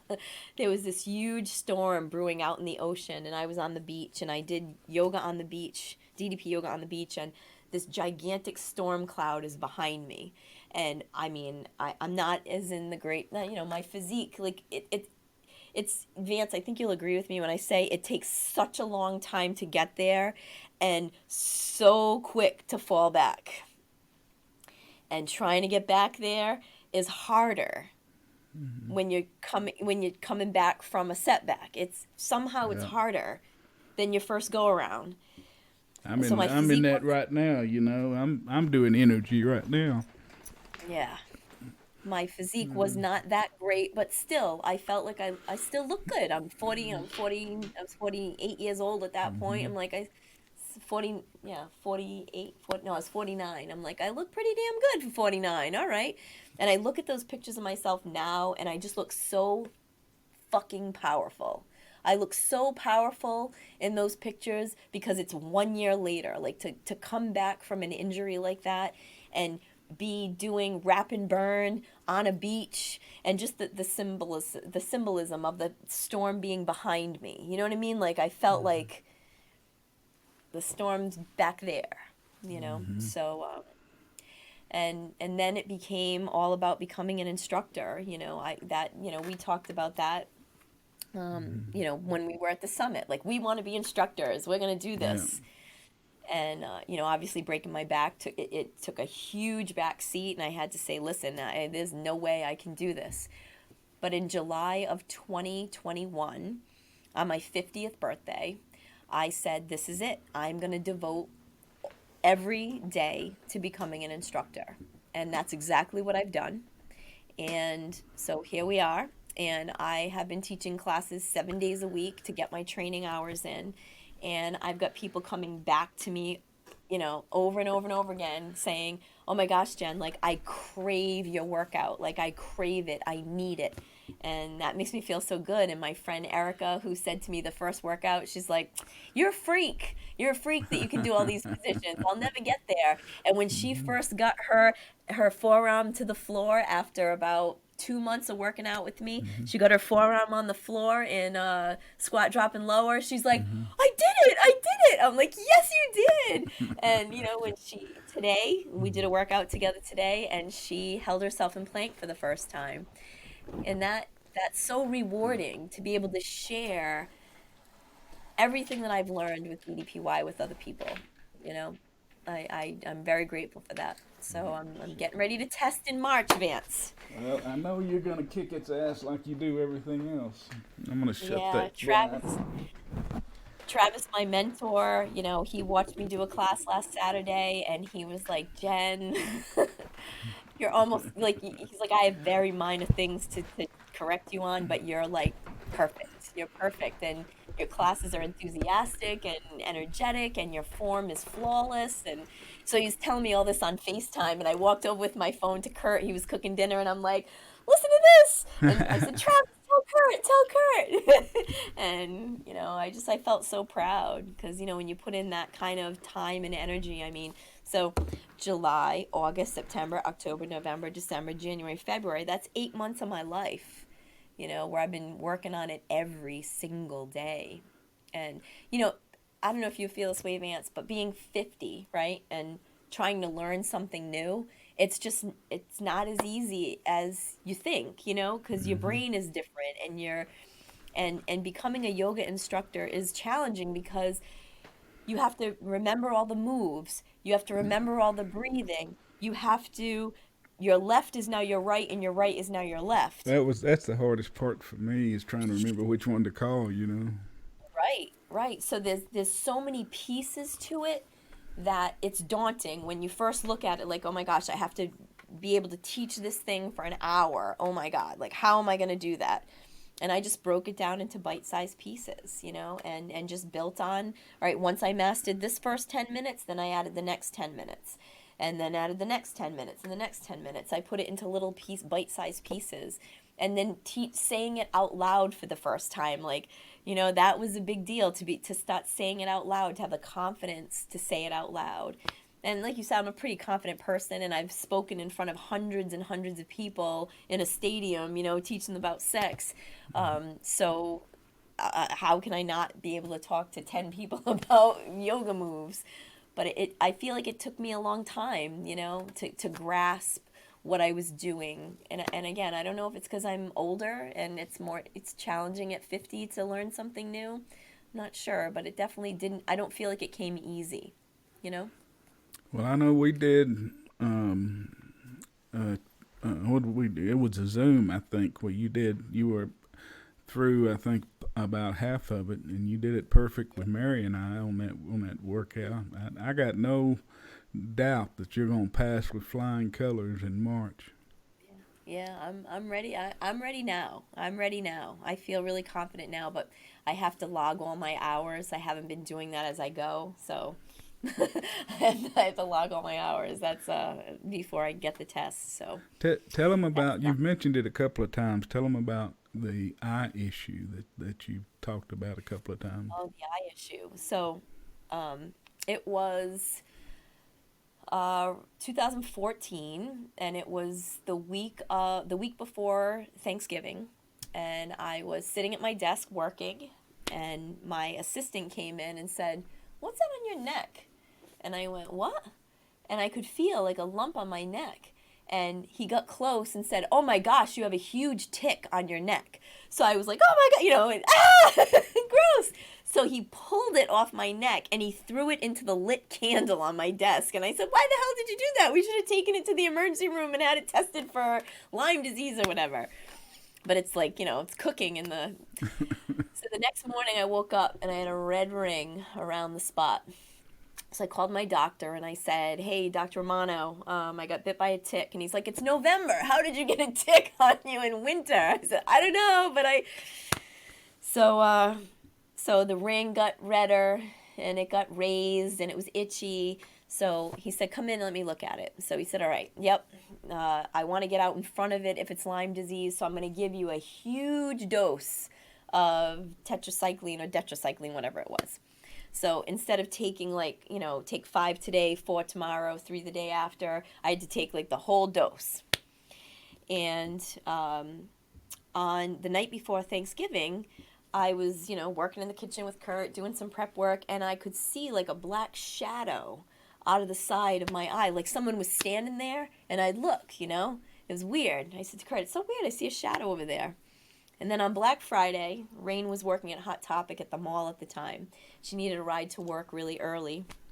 So I had made out my Christmas list, and I was ready to do Black Friday shopping, get some deals. I walked her to Hot Topic. I kissed her goodbye. Mwah, have a great shift. And I spun around, and everything turned gray. Like, it was the weirdest thing, and I felt like I was going to throw up, and I felt dizzy, and it was the strangest feeling. So somehow I drove home. Again, one of those moments you never forget. Like, I had written out my Christmas list. Like, I literally let it go and dropped it on the floor. I was so disoriented, and got back to my car. Got in the car. Rain's boyfriend was with me at the time. Got back to the house and just went to bed. I said to Kurt, "Something's wrong. I don't know. My vision's weird." But it was, it's Black Friday. I'm just gonna rest. Saturday I woke up and I still felt sick, and I still had feel dizzy. Something's wrong with my eye. I'm not sure what. Sunday I woke up. I said, "You got to take me to the emergency room." Like, I could barely see. It was like a veil was dropping over my eye. And by that afternoon I was completely blind in my left eye.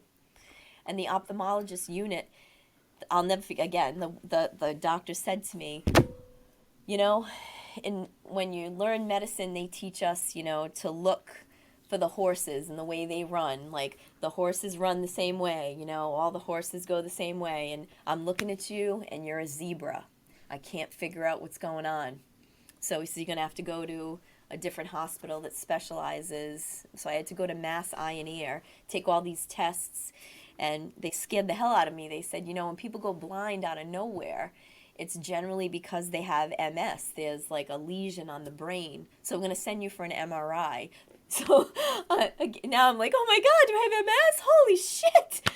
So I'm laying in the tube for the MRI. Tears are coming down my face, just laying there like, please don't let it be this. And I came out of the tube, and it was another 2-hour wait. And then they said to me, "We didn't find any lesions on your brain, but what we did find is your optical nerve is swollen 5 times the size that it should be." And they showed me a picture of both eyes, right? So your optical nerve kind of looks like a little worm going through your eye. And on one eye, it was a little worm. And on my other eye, it looked like a snake. Like, just a giant, just big worm through my eyeball. And they said, what you have is called optical neuritis, and it generally takes a year to get back to normal, or whatever your normal will be. So 1 year from today, wherever you are is where you're going to be for the rest of your life. I said, "For the rest of my life?" And they said, "Well, unless there's stem cell research or something that comes out for the eyeball, but for now, it's going to be what it is." So I could not read. I still struggle to read, which sucks. I struggle to read. I can't look like on an Excel spreadsheet. I need a ruler because I can't see a straight line. My eyes get very fatigued and heavy. I did get 30% of my vision back in my left eye over a series of months, which was great because it was very depressing to not be able to see out of both eyes. I'm colorblind in my left eye. And, so that's weird. Like, the way I see the world, colors are different. And there's no glasses that I can wear that will repair it. It is what it is. So I see about 30%. It's colorblind, and it's super, super blurry. So that was what happened to me, optical neuritis. And you know what? I went right back to work, and I did my best to keep on trucking. And people, I have a lot of people that rely on me. I have an office staff of 15 people that work at Athena's. And at that time I had over 23 people that worked for me just in headquarters. They rely on me for their livelihood, for their paychecks, for their health insurance. I had to get back to work. And then there's all the goddesses out in the field who rely on me, to get their products, to get their commissions, and and my family. And I just think I had to just get back to work as hard as it was. And I was super depressed. I couldn't drive and not being able to read. And look behind me, see all the books. I'm an avid reader. I love to read. My house, I have a library in my house with all the books that I've read. So where I could read, a book in 2 weeks, now it takes me 2 months to read a book. Like it's just I have to go very slow, and my eyes get tired really easily. So, that sucks. But Did it affect your I balance? yeah, so it affected my balance big time, Vance. Like I was walking into walls. Like I couldn't even grab my teacup, right? Off the table, and even putting my teacup back down, I had to like go so slow. Putting a pen in a pen cap, I couldn't register. I lost my depth perception. So my balance was way off. Walking into walls, missing the chair, clipping the side of the table with my hip because I misjudged the space. So again, DDPY gave me my balance back. So it saved me twice, It saved me when I went blind, and it saved me when I broke my back, like it literally saved me. So, so grateful for it. So, so grateful. So, what makes DDPY so special? I don't know. I feel like I need to ask you that just because of your journey. What makes it so special? Well, what I love about it is that I can do it at home. I don't need fancy clothes. I don't need equipment. I need a yoga mat and my body, like that's it. And I just love Dallas. I love that he's a wrestler. Cuz I love wrestling, and I love the way he teaches. I love that he's not like pretentious or someone who can bend themselves like a pretzel. You can see that he's working on himself, that he's not perfect. And I love that, he's not perfect, and sometimes he calls things and he messes up and he's like, "Oh, my other left." Like it makes you feel that you can be imperfect and do this workout. And I also love the community that is created at DDPY, because when you go on the Facebook page, they don't tolerate any bullshit, no negativity, no shaming anyone. Because I mean, it takes a lot of balls for someone who's 600 pounds to take their shirt off and stand there, and it takes a lot of love from a community to go, "I believe in you. You got this. You're gonna do this." It's really special. So that's what makes it special to me, that I can do it anywhere at any time in my home, and I love Dallas. I love the way that he teaches, and it's really special for me to be part of the community. And how, if they want to see it on Facebook, how do they become part of the community on Facebook? Oh, all you have to do is go to DDP Yoga, I think is what it's called. It's not DDPY, it's DDP Yoga on Facebook, and there's a group, and you can just join, It's all one and you get word. to see, yeah, DDPY and yoga, and you get to see these people just, really, really be vulnerable. Men, women, all different ages, shapes, sizes. For me, I was never obese. I was out of shape, chunky. I went from a size 12 to a size 4, when I was at my leanest. But there are people who they transform and look like completely different people. Vance, like you look like a completely different person than that first video. You look at some of the people and you're like, wow, wow, Justin Dobbins, holy moly, look at that man. I mean, he looks like a completely different person. Yeah. And that's cool to be around people who are on that path, to be inspired by them, to cheer them on, to, be there through the ups and downs. Because it's not, I mean, it's not all roses and happiness, like we all go through things in our lives that derail us, that, you know, whether it's mental or physical. I think that the pandemic has really taken a toll on a lot of people in their mental health. And it's like a fork in the road. Like, so here's COVID. Either you can be like, I'm going to really be focused on my health, and I'm going to work out, and I'm going to get on the mat, and I'm really going to, focus on my body, or I'm going to eat my way through, my chocolate and my ice cream, and, I'm going to bury myself in Ben and Jerry's, because that's where I go when I'm depressed. I stand there with a Ben and Jerry's. I pull the top off, and I just eat it with the spoon. I don't even put it in a bowl, and I don't even sit. Like Now it's wait a almost minute. like Is, self. Is Self Ben and Jerry's abuse. up there by y'all somewhere? Where is Ben and Jerry's? Burlington, Vermont. It's about 2 hours from, or 2.5 hours from there. So Yeah, you and get that's actually fresh ice cream, yeah. it's actually on my dream board, Vance. Look at this. All right. Let's see. Oh wait, my other dream board's at home. So I know you do dream boards every year. You every year. post it. Look, so this is my DDP. So this is 4 years of DDP. Do it 1 hour a day, 1,500 consecutive day streak. Become certified. So look, I wanted a belly that looked like that. Oh On man. this side, I got. This is a different year. You know, Happy me, 129 pounds, heal, celebrate 3 years of DDP yoga, become an L1 instructor. It's been on there a while. Visit the PC in Atlanta. All That right. was big.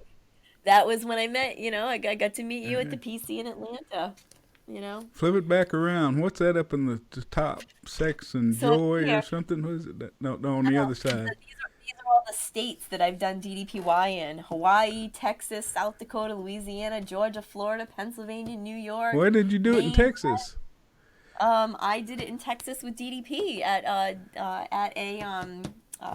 a workshop that he did in Texas. Where at? Houston?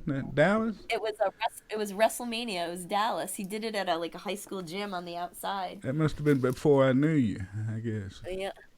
Yep, definitely before you knew me. Love and Right. sex. What is that? What's Love that? and sex.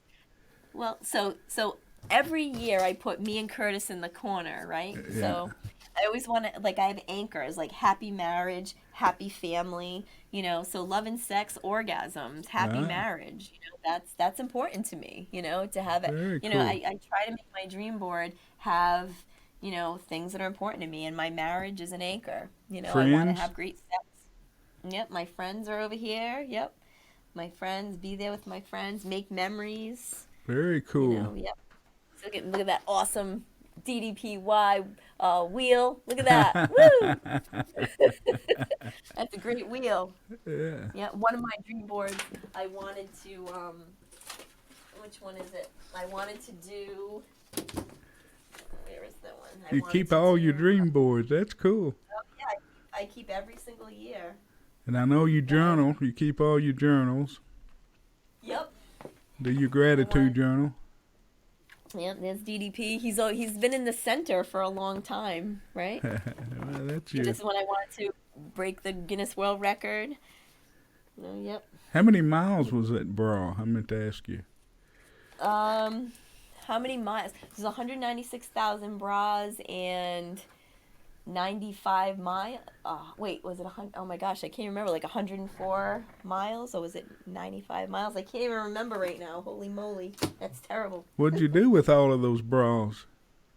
Well, I wanted to donate all the bras, but unfortunately, is my wrap and burn here? It's not. Unfortunately, there were Can you do geese. can you do bird of paradise?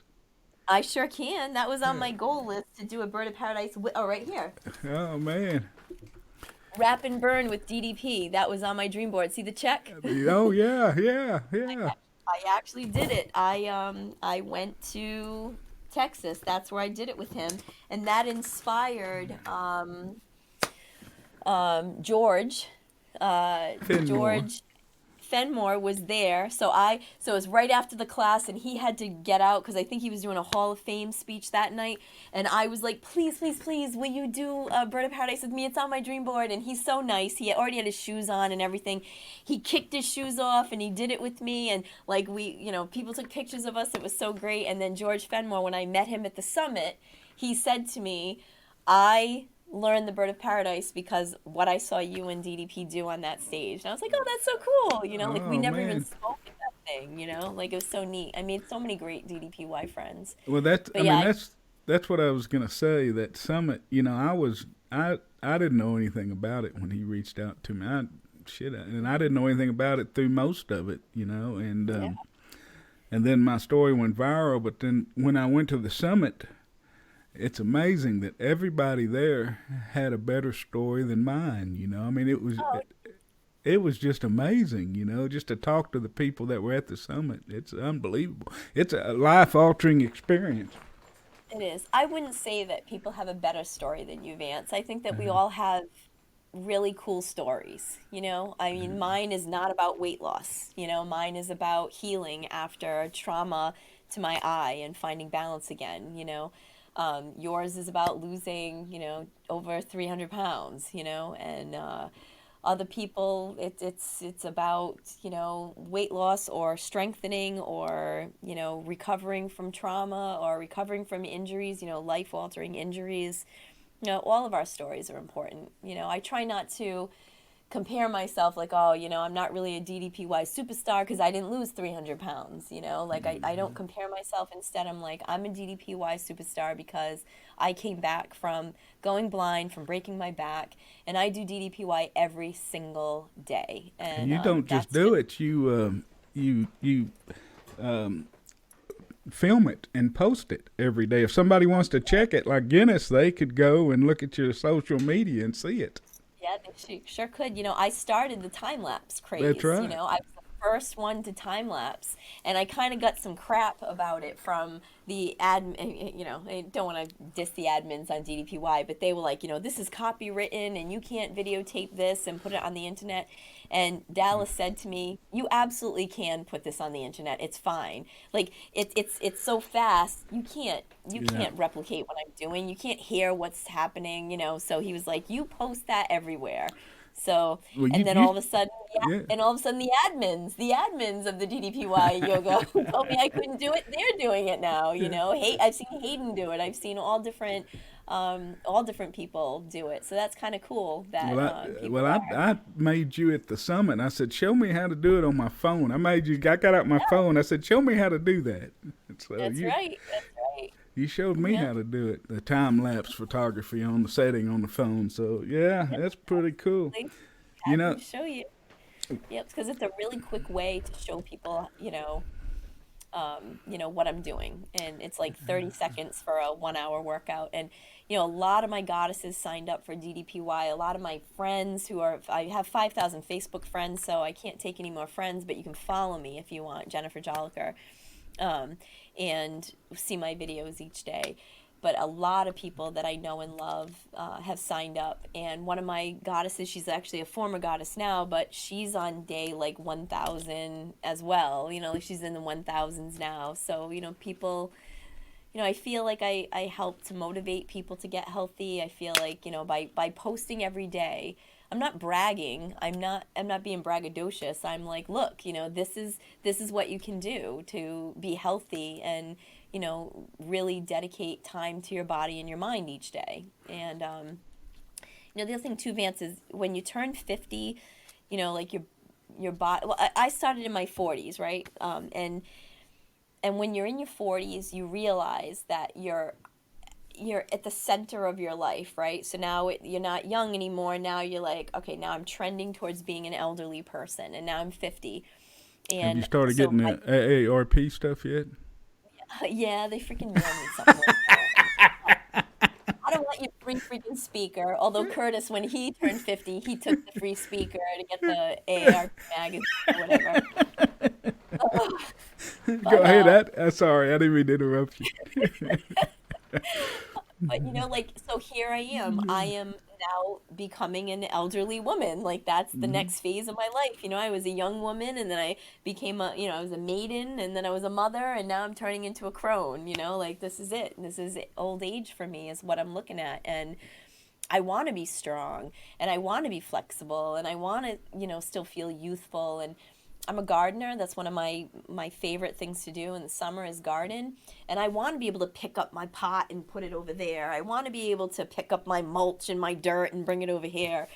So those things are really important to me. And when my kids have kids, I want to be a grandmother that can go to Disney and, ride the rides. And I, I don't want to become weak. I I want want to to stay go back, strong. because I creep on you on social media, and I want to go back and mention the gardening. Y'all do have a very special gardening day every year, you and Kurt, that I look forward to. You might talk about that.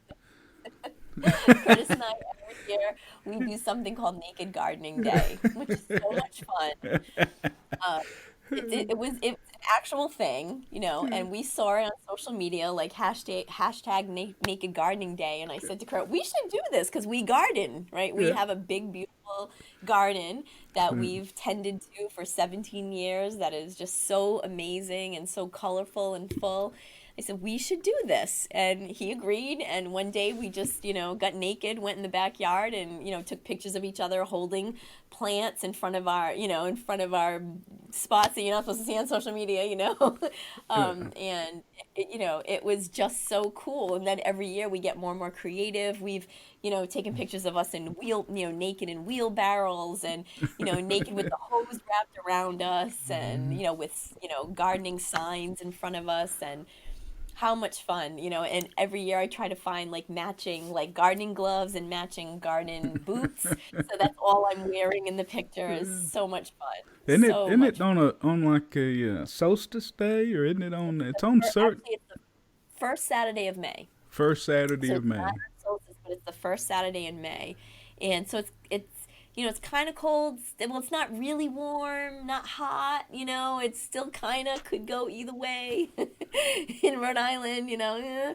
But we've had a lot of. There's been rainy naked gardening days. So we're like, oh well, we'll figure out something. All right, the clouds parted. Hurry up, let's run outside and get naked. And the kids stay away, right? My Yeah. kids are like, oh, it's a gardening day. I'm going to the movies.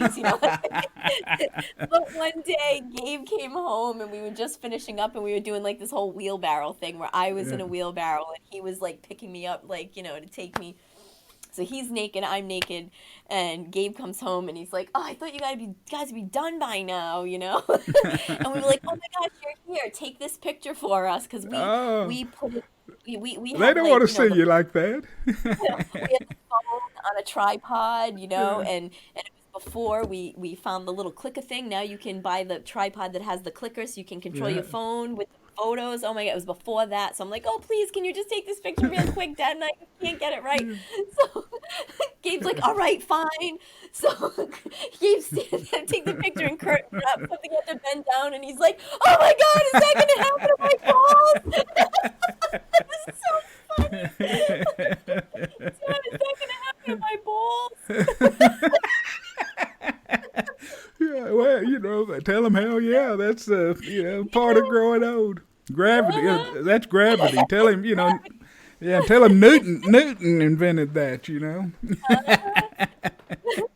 you know what, too, Vance? You and I have talked about this before. That so when Kurt turned 50, his testosterone dropped like dramatically, and nobody talks to men about those things. Like his father didn't say to him, "Hey, listen, when you hit 50, this is gonna happen to you or could happen to you or whatever."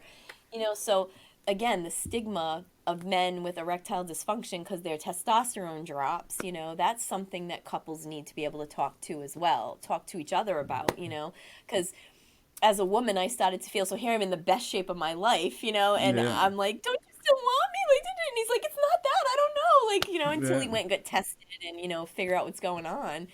But as a couple, that's definitely something that you face when you're older. And why not talk to your kids about that? Why not explain to them like this is coming? My mom and I have talked about menopause, right? Like I haven't gone through menopause yet, but my mom told me about hers.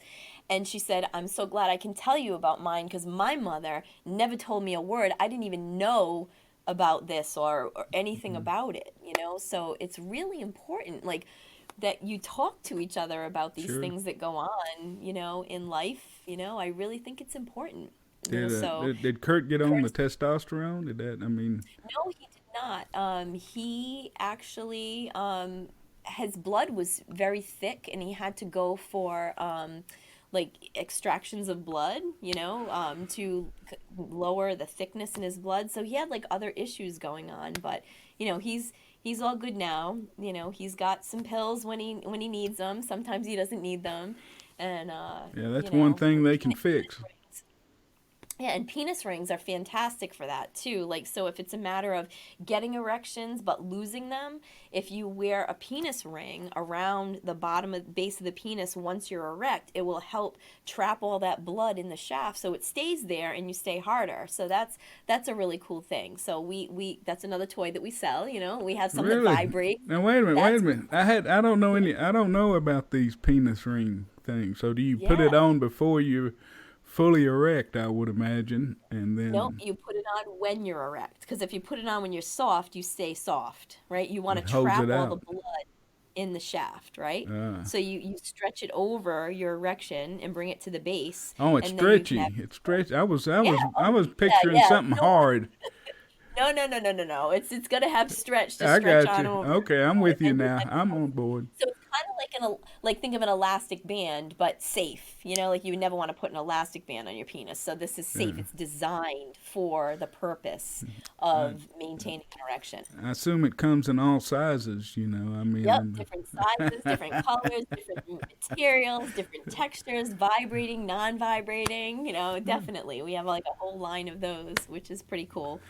But yeah, Curtis and I actually taught a class to the goddesses on ED rather than, and I said, Kurt, I've taught people, I've talked about sex to these people throughout all my 20s, my 30s, my 40s, and now I'm 50, and your life just changes. At motherhood, I did a whole thing on sex and motherhood, sex while you're pregnant, sex after you have a baby, sex when you have kids and still keeping the flame alive when you're you have little kids and trying to find the time to have sex and keep your marriage strong.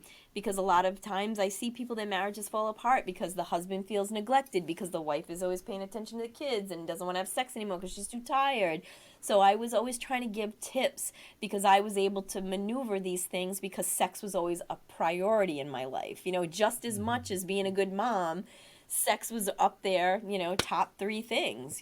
So to be able to teach people now about being older and the effects of ED on your relationship, and talking about it, and some men, I actually did a survey, Vance, where I sent it out. If you have an ED story, will you please send it to me? As women, send me a story. And the stories I got were like so sad about husbands who just wouldn't talk about it with their wives, divorces and anger and abuse and all these horrible things about men who just were so angry about it happening to them that instead of getting treatment, because they were ashamed or embarrassed, they just stayed that way for years. And that drove a wedge between, their relationship with their wives. And I mean, just, it doesn't have to be like that. It doesn't have to be like that. But again, if you don't know what you don't know. So if nobody ever told you this was going to happen to you, and you're embarrassed to talk about sex with your doctor and with your partner, and you just stay in like this negative space, and angry, and it's just so sad. Some men take that out on their wives, and just I got so many sad stories about ED, and and about women feeling like it was their fault, because they got older, like is it because I now have wrinkles? Is it because I now have gray hair? Is it because, I'm not as fit as I was when I was young? So now the woman is starting to take on all this responsibility, feeling like it's her fault when it has nothing to do with her. Like if he has thick blood and that's causing a blood flow problem to his penis, that's not her fault, Yeah. like just go to the freaking doctor, have it checked out. And if you need pills, if you need bloodletting, if you need a cock ring, just do it, fix it, it's all, you can take care of it, you know? Well, So we gave like a that whole that's talk. one of the things that drew me to you was your unashamed, positive conversation attitude. I just kept wanting to pick your brain. To see someone who is so confident and willing to talk about these matters. I just kept wanting to ask more questions. Somebody's gotta be a champion for great sex. Someone's gotta be there for others who don't feel that, they can talk about it. And I don't know. I wanted to break whatever cycle happened in my family where women didn't talk about sex, didn't have sex, didn't enjoy sex. I mean, what the hell is that about? That's Yeah. just so unfulfilling. And some of it's trauma driven too. I mean, Absolutely. from I meet a other lot of issues. women who have been sexually abused, sexually assaulted, And it's a long journey back to taking control of your sexuality, especially if you were molested as a child, which has happened. It happens to more women than you can possibly imagine, by family members, by people they trust and they love. So trust becomes a huge issue for those women, and they feel completely traumatized. They hate their body parts. There's a lot of very, very horrible side effects to being sexually assaulted. And and I got to tell you, it's a beautiful thing when you can coach someone to enjoy sex again, to reclaim their sexuality, to take control of their bodies again. That's a really big thing to do for somebody. I mean, really rewarding thing to do for somebody. Now I'm gonna brag on you again. Usually when I picture someone in the sex industry, I kind of picture somebody from like the movie Boogie Nights or something, kind of a. Yes. But now, tell them what that is hanging on your wall back there. What? Oh, which one? My key to the city? Yes. Yeah, so um, when I started Athena's, my hometown, they freaked out. I mean, it was a completely different time. I mean, in the early 90s, sex was just not something talked about still. We had churches on every corner in our town, and you know, it just was not acceptable what I was doing. And I didn't give a shit what they thought. I was going to keep on doing it. And the city tried to shut me down. They tried to say I was violating zoning laws, moral laws. I mean, there was all kinds of negative things about me that came out. I was on the front page of the newspaper. City investigates local woman. I mean, it was very difficult to gain the respect of my community. The mayor told someone to tell me that I needed to keep a low profile if I wanted to stay in the city and not get shut down. And I was on the local radio stations where they were talking about what I was doing. And my mailman called into one of these local radio stations and said, "Leave this girl alone. Like, these are nice girls. They're not doing anything wrong. Leave these girls alone." And when they threatened to, like, shut me down, some of my clients were like, "We'll go down to City Hall with our dildos in our hands and be like, 'Leave us alone. You can't Yeah. tell us that this is wrong.' Bullshit."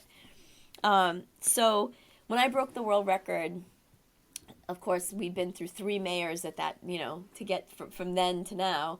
And the new mayor, Lisa Baldelli Hunt, very empowered female, and she puts up with a lot of shit, because when you're a woman in a high, powerful position, you take a lot of shit from people. And she loves me. She loves me. I've done sex toy bingos to raise money for charities that she loves in the city. I've given money to every charity that has come through the door. The Boy Scouts, the high school kids that want to go to, wherever to help build a school. I mean, you name it. The Adopt a Family, the Battered Woman Shelter. I mean, we've helped so many organizations in the city. And on my anniversary, the Athena's, April 1st is our company anniversary. I started the business on April 1st. And in Fools, 20, April Fools. yeah, right, April Fools, 2021, on the Athena's anniversary, um, at 5 o'clock, my husband walked into my office and he shut the door behind me and he wanted to talk about this back order and these boxes. And I'm like, "It's fucking 5 o'clock. I want to go home." And he's just going on and on and on about these back orders and boxes. And I'm like, "Jesus, I just want to go home." So I'm like, "Kurt, I want to go home. Let's go." So I open up my office door and I come out, and there's my mom, my mother-in-law, my best friend, my daughter, the whole office staff is all standing gathered around my door, and they all clap and they're like, "Happy anniversary," and they hand me flowers, and I'm like, "Oh my God, so nice." And my mom had a balloon arch delivered to the office, and it was so pretty, and she's like, "Let's go take pictures by the balloon arch." So we all go and we are standing by the balloon arch, and all of a sudden the back door of the office opens and the mayor comes walking out, and the head of the city council comes walking out, and the Autumn Fest committee comes walking out, like 20 people in orange jackets. Like, Autumn Fest is our big festival in town. It's like the big thing that happens in town. and everybody comes. It's like a parade, and I'm looking around going, what the hell is happening here? What is going on? And the head of the Autumn Fest committee stepped forward and said, Jen, you are one of our community's heroes. You've given to more charities than we can even count and track down, and you broke a Guinness World Record in this community, and we are naming you the Grand Marshal of the Autumn Fest, which means I got to lead the parade. I got the freaking key to the city. They gave the dildo girl the key to the city. Look, it even comes off the freaking wall. Look at this thing. Boom. Key to the city. Key to It the doesn't city. unlock the door. So the My key to little they red gave the dildo girl the key to the city. They gave the dildo girl the key to the city. And my goodness, it was another one of those things in my life that was such a proud moment. I mean, I started hype, so we were all in masks because, it was April 1st of 2021. So we were all masked. I started hyperventilating because I could not believe that the mayor read a proclamation, the head of the city council read a proclamation. I just could not believe that it was happening, and I started hyperventilating in my mask because I just was crying, and like I never really thought anything like that would happen to me, and so they had a banquet in my honor with it was like 200 people there at this beautiful restaurant, and they had this beautiful balloon arch made for me. They gave me flowers. They gave me pins. They gave me a jacket. Like, it was like the craziest thing. And so I had this beautiful banquet in my honor, and then I got to lead the parade in my town, like in a beautiful 1950s Cadillac convertible. I got to sit up on the thing with flowers and wave at everybody. And Kurt was in the front seat with the driver, and my kids were sitting down on the back seat. So that was really something special to be honored in that way. After all the challenges, and of course, 2020 had been horrible, and now here's 2021, not much better. So, we were struggling. So to get that kind of honor was really, really beautiful, and it made me very happy. And I got to, go on stage at opening ceremonies. I got to be there at closing ceremonies, and it was, at opening ceremonies that I got the key to the city, which I didn't even know was coming. Like, I had no idea that was part of this. And again, just feeling so proud of everything that I did. Like, I don't have to hide in the shadows as a dildo girl, I'm a respected person in the community. And then people started to ask me, hey, will you be on this committee? Will you be on this committee? Inviting me to be on board of directors for different organizations. And actually, I did accept one. I accepted the position on the board of directors for my kids' high school, Beacon Charter School for the Arts, which is where Rain and Gabe both went. And this school is super open and loving of gay and trans kids. So to be on that board of directors, it matters to me, to be part of a school that really supports kids that are gay and trans, to have clubs for them, and zero tolerance policy for bullying of them. That's and I walk into the room where they have the board meeting, and it's in like the English class, and there's a big gay flag, and there's a Black Lives Matter flag, and they really are an inclusive, wonderful school. So I'm on the board of directors there, and to be asked to be on the board of directors at a high school as the sex toy girl again is huge. It means that they don't look at me like I'm some dirty little secret anymore. Like, they realize that, I've done a lot of good for this world, and that having good sex is a good thing, not a bad thing. And I'm grateful for that. I think it's a statement to your your legacy, almost, that you've legitimized the business, and you've brought it from the darkness out to the light, kind of thing, and it's almost like I think that's huge. I mean, it's you're not what I would picture a dildo girl to be. So Yeah. I'm just an average woman, you know. I'm not super fancy. You know, when I walk around town, I don't have a fancy pocketbook. I don't wear like expensive jewelry. I wear my Athena's amulet that I got in 2010 when I went to Greece, went to see Athena at the Parthenon to pay my respects to her. You know, this is the only necklace I wear. I wear little silver pentacles, you know, 14.99. My rings, you know, need the $20. You know, I'm not dripping in diamonds. I don't, you know, carry a $600 purse. It's just not who I am. I'm very down to earth, and most people would never know, you know, that I started a multi-million-dollar company. When they Hmm. look at me, it's like, wow, really? Yeah. You? Yeah. Yeah, me. Well, that's Yeah. awesome. Now, I want to highlight your streak. I want to, and I, since we've kind of stayed in touch with each other since the summit, so I know, Hmm. some things about your life that a normal um, interviewer may not know. So if I get too Hmm. personal, let me know. That's okay.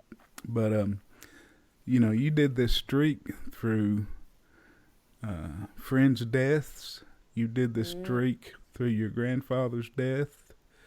You did this streak through sickness, through pandemics, and and every day you got on the mat. And I, if you would, I'd like you to touch base a little bit about that.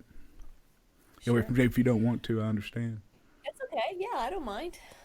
So in 5 years of a streak, a lot of things happen in your life, like a lot. So I broke my back. I had some really traumatic deaths in my life. One of my best friends for a decade, who was part of the birth of the Athena's Cup, committed suicide right before Christmas. And I got on the mat and I laid there in tears, but I still got on the mat because it's a promise that I made to myself. I promised myself that I was going to get on the mat every day, that I was going to make my fitness and my body a priority, like a top three priority in my life. And I feel that if I would have let that derail me, then I would be letting myself down.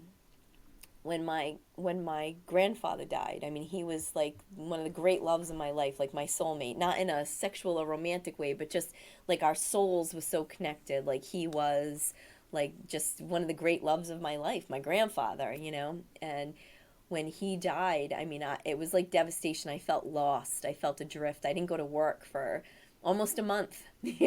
I couldn't handle anything. I was just so adrift, but I still got on the mat every day because, like I said, my relationship with my mat is that it's my magic carpet ride on the good days, and it's my saving grace, my security on the bad days. You know, it really does everything that I need it to do. And through tragedy, through injury, um, I refuse to be derailed from my mission and my fitness goals and the promise that I made to myself. And when what I find is that when you make a promise to yourself, it's easy to break it, right? Like, it's just me, you know, who cares?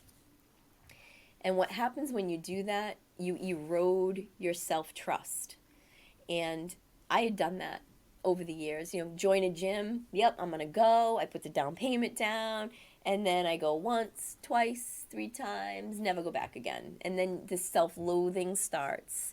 This feeling of I'm a failure. I don't stick with what I say I'm going to do, you know, and that's just not it's a gunky feeling inside to feel that way. So when I made this promise to myself to do DDPY every single day, it's a non-negotiable. My family knows it's non-negotiable. With mom, hey, did you do yoga yet, mom? Like my life revolves around my yoga practice. You know, do you yoga yet, mom? Are you ready to eat dinner? Oh, we're gonna wait till mom does yoga. Like, you know, they know that. Everybody around me knows how important it is to me, how crucial it is to my well-being.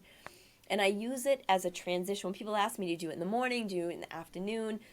I generally do it when I get home from work because I have a very stressful job as the owner of a sex toy company. I know it sounds like it would just be really easy, But when you have hundreds of women that work for you, every day there's some dramatic situation going on. So that I have to navigate through. And of course, the pandemic, sales aren't what they're supposed to be. There's all kinds of things that I deal with on a daily basis that are stressful. So on my ride home, I listen to music and I, listen to the Grateful Dead and I try to calm down, get home. And the first thing I do is I walk in, I kiss my husband, I pet my dogs, and then I go in my closet and I change into my yoga clothes and I unroll my mat and I get on it. I put on my heart rate monitor. I set up my little camera. I got my whole little setup going, and that's what I do for myself. That's something I do for myself every single day, because you know what? You can't pour from an empty cup. And sometimes I come home and I feel empty. And when I do yoga, I fill myself up. I fill that cup up again, and then I eat dinner and I can be with my family and I'm not as stressed. It really helps me transition from whatever happened during the day to the now. I don't know if you've ever heard this, depressed people are constantly thinking about the past and anxious people are constantly thinking about the future. So the happiest people focus on the now. So when I'm on the mat, I'm in the now. That's what I think about. I think about right now. And when you're counting, you can't focus on your troubles because your brain can't do both. So it's really like this safe space for myself mentally, and such a great thing to do for myself physically every day. And again, through my friend's suicide, through my grandfather's death, through a lot of trauma and challenges, I choose every single day to give myself that safe space, and it's the best thing for me mentally and physically, because I don't want to add to all the trauma and shit I go through. Oh, I should have worked out today. Oh, it's been a week since I haven't worked out. Oh my gosh, I hate myself for not working out for the last month. I don't want to feel that way. So there's this one beacon of light every single day, no matter what's going on, where I can get on the mat and be good to myself. And that's how I feel about it. Oh, that's awesome. 1,773, is that what you said? 1,773 days. Day in and day out. You did it through sickness, illness, injuries, death. Yeah. That's amazing. I can't even go a month every day. I don't know. It's just it's a promise I made to myself, and by doing it, by keeping it this way, I believe in myself. There's a self-trust that I've built up that is very valuable to me, and nobody else can give that to me. I'm the only person who can give that to myself. And you can't pay anyone else to do your push-ups. You got to do them yourself. And I want to be strong. I want to be strong. And to do that, I've got to hit the mat every day. See my Wonder Woman up there? Whoop! See Wonder Woman? That's my. Now wait a minute. That's That's old school Wonder Woman, right? that is, of course, Linda Carter all the way, baby. Yeah, I mean, Gal Linda. Gadot, she's great and all, but Linda Carter's my girl. Yeah. I try to keep things around me that motivate me. I've got my dream boards. I've got DDP sitting over there. I've got my little DDP action figure. I've just got Buddha, and I've got goddesses and crystals, and I have a lot of things around me that just motivate me every day. I look up here, above my computer, and it's all pictures of me with celebrities and bras. Me with Alice Cooper, me with Fonzie, my favorite celebrities, that signed bras for me, and all those moments that made me happy. I got my little altar here with my friend that died of cancer. She's right here. She's wearing her shirt that says, "Nice try, sucker. It's just not working out. Cancer, you can't have me. I fought and I won." This is when she was in remission. Oh, good So for her. she stays right there with me all the time. Because she Well, was a true hero, a true fighter. well, what do you say to someone who's just starting out with DDP yoga? What do you tell them? So when I'm on the Facebook page, the DDP Yoga Facebook group, when I'm on there and I see someone who is doing it, I say, I always type the same thing, keep going, keep going, keep going, because that's the key, is to keep going, to not give up. So what I say, and I also, when someone says, oh, I tried to do DDP yoga and I'm stuck, I don't know what to do, my answer is generally the same. Unroll your mat and get on it. Get off of Facebook, unroll your mat and get on it. That's it. There's nothing else to say. Just get on the mat. That's what I say. Just get on the mat. Now, I know there's a lot of men and women out there that have streaks going. What do you say to them? I say, yes, you are my people. I love it. I love cheering on the streaks. John Venable, I don't know if that's saying his last name right, the first black man to have a streak to go a year. So proud of John. He's one of my Facebook friends, and I always cheer him on. He always tags me, when he hits a milestone, because he said he watched my video that DDP made of me talking about my streak, which was only at the time, like, I don't know, I don't know how many days, like 300 days or something small like that. And, John saw that and he decided to create a streak, and he's been going strong ever since. He hit his 1,000 days, and super proud of him. I'm so proud, so proud of the people that have streaks. I really am. And I feel, like Sam Alba, right? So he calls himself the Streak. He was doing good and then he fell off, and now he's back, So for those people, I feel like, when you fall off, you must feel really bad, like, because, oh shit, my streak, but you just start a new one. That's all. Just if you stumble and fall, get back up. If you want to have a streak and something happens and get derailed, just get back up, unroll the mat, get on it. Unroll the mat. Mm-hmm. Maybe that's your shirt. Unroll the mat. Unroll the mat. Mm-hmm. I got my DDPY Unstoppable 100K Club shirt on today. I actually have two of these Vans. Is that an older? I don't think I have that one. Is that an older one? Yeah, it's an older one, right? That's before me, yeah. I actually had put on my first DDPY shirt for this interview, right? And it's 7 years old now. It's got like a little hole in it. I was like, Kurt, it has a hole in it. And he was like, this is it. Like, there's no more. It's the DDP yoga shirt. Mm-hmm. This ain't your mama's yoga. Like, that is, I love that shirt, and I wanted to wear it, but I went with my Unstoppable 100K Club, which is an old one. I am so I'm at 9. How many points do I have right now, Vance? Let's look. Well, tell them how they get a shirt. Tell them how you win a shirt. All right. So you get a shirt when you hit 100,000 points. I have 2 shirts because I wanted to have 2. I have 2 shirts. I'm at 900,000 points right now, and I have 2 shirts. So that means I've done over 1 million points.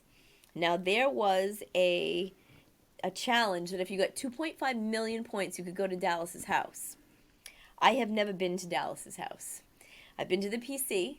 I've never been to Dallas's house. So I would love, love, love to earn that. It's going to take me probably another 7 years, but I'll get there.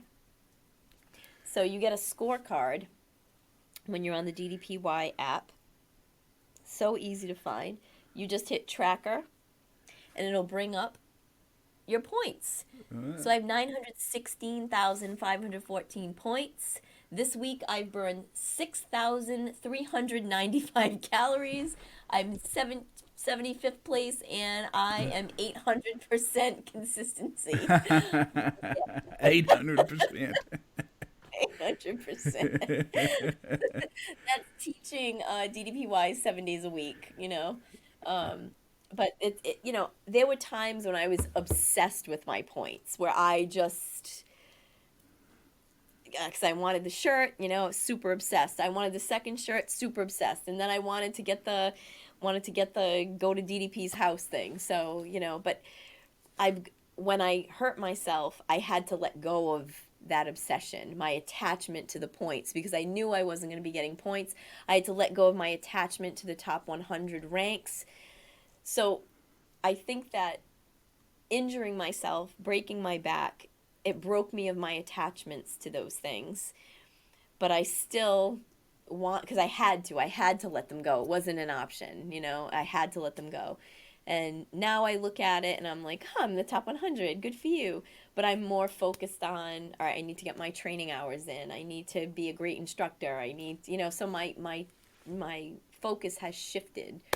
But I am super proud of doing over 1 million points, you know, like that's pretty cool. Well, yeah, as far as I know, George Fenmore's the only one that's ever turned in enough points to go to his house. Really? Yeah, Oh, good for I him. think. Did he go? Yes, I think he and his wife went. That's cool. I think it's been a few months now. I think now I may be getting the facts wrong. It's just what I gleaned from creeping, but Yeah. I think he did go and cash that in. I think he's the only one that's ever staved up enough Wow. points to go do that. Well, I'm on my way. I'm on my way. 916,000. It'll only take like another 5 years. Uh, well, That's okay. yeah, I cut you off when I asked you what happened to the bras. You got in mid sentence, Oh, and I cut you yeah, off for yeah. that. Sorry. The bras.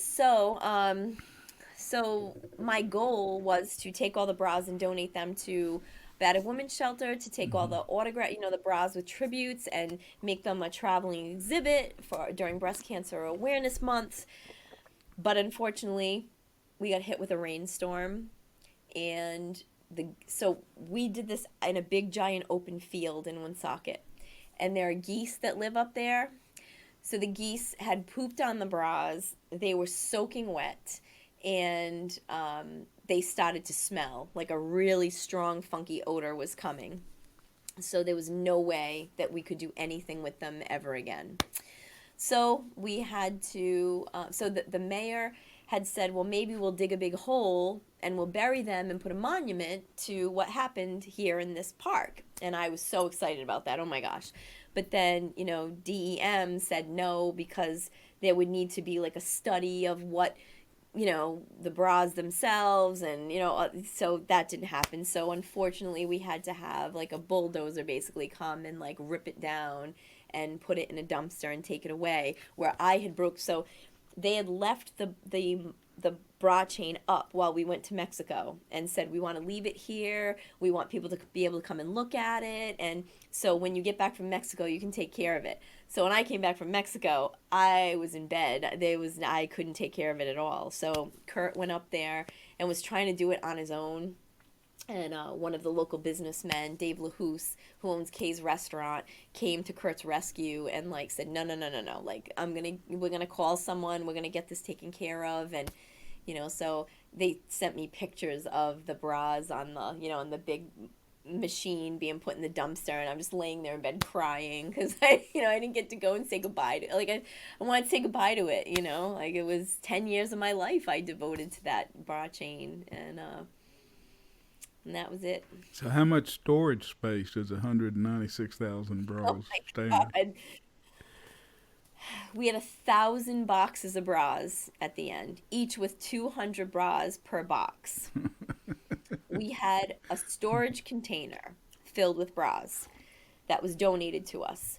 Then, when we filled that, we had to go to a storage space. And when we filled that, we had to get another storage space. And when we filled that, we had to get another storage space. So we had four storage spaces in throughout the city at different storage facilities. And we had a whole shipping container filled with bras as well. That's Uh-huh. awesome. There were a lot of bras, a lot of bras, Well, a lot of bras. are they gonna put up a monument to There's something? been talk of it. Yeah, there was talk of it, and then, you know, like it stopped. So I guess that's something, a conversation that I need to start again with the mayor, because she would be the one to get it done, because I did this under her administration, you know, so Well, she that'd would be be the one to cool. push it forward. It So, would be really cool. what does Guinness give you for being a world record holder? They give you a plaque, and that's pretty much it. They give you a plaque. And if your record is interesting enough, you make the Guinness Book of World Records, the actual book that's printed each year. And we made it into the book. but it's a blurb about that big. And we were all disappointed because, I mean, we had incredible photographs of this thing, like incredible. We had aerial photos of it. We had, photos of people laying on it. It was like a giant trampoline. People could like lay back on it and literally bounce, because all the bras, it's like gigantic elastic bands, We had amazing photos of it, and we didn't make the photos. We just got this little teeny tiny thing, but that's all you get. Well, Then they send you a free book. yeah, I remember you doing a picture of you with your holding your leg up Oh, yeah. in a yoga pose in front of it. I remember seeing that. Oh yeah, I was doing DDPY in the freaking bra circle. I was doing it, I had to. I had to do it there, And actually, one of the days, so I had gotten to and it was Halloween. It was October time, right? So Curtis had planned this big Halloween party before we had decided we were going to break the record that month. So he had rented a hall and the whole 9 yards, and I mean, he left early to go get into his costume, and I had given zero thought to this whole thing, and I had been working all day, and my toe hurt, and I was just so pissed off that I had to go to this Halloween party. So me and my best friend and her husband Steve, her boyfriend Steve, we're walking towards the Halloween party, and I'm like, oh. And I hadn't done yoga yet. Now it's like 9 o'clock at night. Now I'm getting to like this shit. I'm gonna break the streak if I don't do it. So I'm still I don't have a costume on, and my best friend says to me, so what are you going into this Halloween party as? And I'm like, I'm going into someone who's trying to break a world record. How about you? She's like, I'm going as the best friend of someone who's trying to break a world record. And her husband pulls a freaking like clown mask out of his pocket, and he goes, you guys suck. And he puts it on. And I was like, oh my God, you had a freaking mask, you asshole. So we walked into this Halloween party. And my husband, like, I had no idea what he was dressing up as. Like, it was this big secret. I thought he was going to be like a Star Wars character. I didn't know what. So I couldn't find him. I didn't see him anywhere. And then this woman steps up in front of me, and it was my husband dressed as a woman in a dress. He had shaved. He has this awesome beard that I love so much. He had shaved. He was wearing a wig. He looked like his mother. I was like, ah! I was like, what the hell? I was so mad that he shaved. I was so angry that he shaved. So then I'm like, I have to do yoga right here at this Halloween party. So I go over to the side, I set up my camera, I start doing my yoga routine, and the bartender comes up to me, and she's like drunk somehow, and she's like, excuse me, yoga lady. And I'm like, yes. She's like, I know you're doing yoga, but this is a Halloween party. And I'm like, this is my husband's Halloween party, and I'll do whatever I want. Thanks. I'm already pissed off. Get away from me. So I start, I finish my yoga routine, and then I go to sit down, and one of my friends had come from like an hour and a half away, and she's like, oh, Jen, how's it going, blah, blah, and we talking, and we hadn't seen each other since our friend Heather had killed herself. So she says, oh, do you mind if we talk about Heather? I haven't seen you. So, like, now I'm like, oh, God, okay. So she starts talking about Heather and Heather's suicide, and I'm just sitting there, like, seething, but still wanting to connect with her. And then I look over, and Kurt's standing at the bar, and the drunk bartender grabs my husband's ass Vance, walks up behind my husband, and grabs a giant, like, chunk of his ass. Damn. And I went, excuse me, and from Jan, my friend Jan, and I got up, and she was on her way back behind the bar, and I like took my earrings out, I went all in socket, and I like leapt over the bar, and I was like, keep your fucking hands off my husband, I'll kick your ass. And she was like, oh my God. And she looks at the other bartender, and she goes, this woman's yelling at me. And I'm like, you're damn right I'm yelling at you, keep your fucking hands to yourself. And so I said to Kurt, I'm like, get away from this bar. I mean, not Vance, I am not like that at all. I'm like Mother Earth. I'm not violent. But so then she says to me, I'm sorry, I thought he was gay. And I went, you think it's all right to sexually assault a gay person? That's even, I was screaming at the top of my lungs at this woman. So imagine that she thought that if Kurt was a gay person, that it was okay to grab him. I was so furious, and I walked away from the bar, and I said to Kurt, if you ever looked across a bar and some stranger grabbed a handful of my ass or my breast or he's like, I would have done the exact same thing. Like, I Yeah. would have done the exact same thing. Nobody puts their hands on you. And I'm like, right, no one puts their hands on you either. And I said, and it infuriates me that she thinks it's okay if you were gay. It's not okay. It's not okay to grab someone. That is sexual assault. I mean, I was so angry. I talked to the woman who is like the club president's or vice president or whatever wife, and I was like, this woman, da, da, da. I mean, because that's just unacceptable. That is Hmm. just unacceptable. So boy, what a day that was. Whew. What did you say? You went all one socket on them? What One did? socket, yeah, all one socket rocket. I was ready to get into a fight. Can you imagine? I've like no, I haven't been in a fight since like seventh grade in high school, junior high school or whatever. But man, I was so angry, Vance. I was so angry because I was hungry, I was tired, my foot was throbbing, and my friend was talking to me about my friend who killed herself, which I'm so angry at her for doing. And well, not the girl who was talking to me about it, but my friend who killed herself. Like, I mean, I was so angry at her for doing that. And, just to look over and somebody's grabbing my husband. Oh my God. I lost my shit. And I'm a peaceful person. Like, I would never, but man, whoo. I was mad, Vance. I was mad. So mad. All right. So what's the future hold for the Iron Woman of DDP yoga? Let's see. The What's on the Iron dream Woman. board for this year? For this year, my new dream board is still at home because it's by my bed because I like to look at it when I wake up, and then like for the first month or so, and then I'll take it here and put it in the office. So right now it's by my bedside, but what was on it was to celebrate my 5-year DDPY anniversary, which is on April 6th.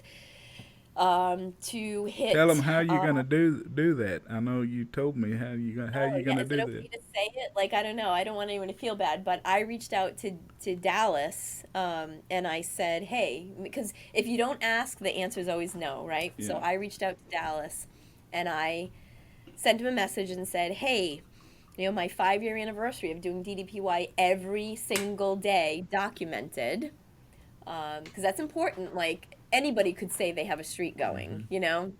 But did they do it on Christmas? Did they do it when their grandma died? Did they do it when they didn't feel good? Like mine is documented. And I would like to do it with you on my 5-year anniversary. I want to be with you. And he said yes. So I was so excited. I like sat here and I just cried. I was so happy. And then he messaged Paige and let Paige know and that I was coming, and so I'm so excited to be with him on my 5-year anniversary. The other thing that is on my dream board for DDPY is to do DDPY in Ireland and in Oh. Amsterdam because Oh. that's our next Athena's trip. So I want to do DDPY with the rolling green hills of Ireland behind me and in some beautiful spot in Amsterdam where, like there's some beautiful maybe windmill behind me, like do the windmill tour and just do DDPY there with in the tulips or something like that. So those are two things on my dream board for DDPY, and of course to become an L1 instructor is on there as well. So those are my DDP, and to celebrate my 1800 my 1900th day will be when I'm in Ireland. So that's Oh. pretty cool. Wow. That'll be pretty cool. So 17, 18, 19. So I've done 17 already. 18, 19, and 2000. So that's huge, huge, What about for huge. Athena's? For Athena's just to recover, you know, to recover from COVID. It's been brutal, just brutal because it's so many things out of your control. The costs going up, the supply chain slowing down, the lack of products coming out, the just running an office through COVID was so difficult because this one got COVID. Oh no, now we all got to go get tested. We got to wear masks at work. Like it just, so many things changed. And it's just been awful. It's just been a really awful, devastating time. And I just want to recover. I just want to recover. I want my business to thrive again. I want to, have new goddesses join who are also looking for something new. Like maybe they lost their job because of COVID and they want to try something new. They want to help spread joy in the world, help bring connection back, help bring people together again who've been isolated and quarantined and all that. Bring friends back together to laugh and learn about sex and pass vibrators around and have chocolate chip cookies and chocolate covered strawberries and glasses of wine. And that's what I'm looking forward to, is just recovering. Now, I want to make some car people drool because I know I saw pictures of what your grandfather left you, and I think you Yeah. auctioned or sold them off or something. But tell the people what beautiful vehicles your grandfather owned when he passed away. Oh my gosh, my grandfather was a car collector. So he had a 1936 Ford, which was his first car when he was a young man.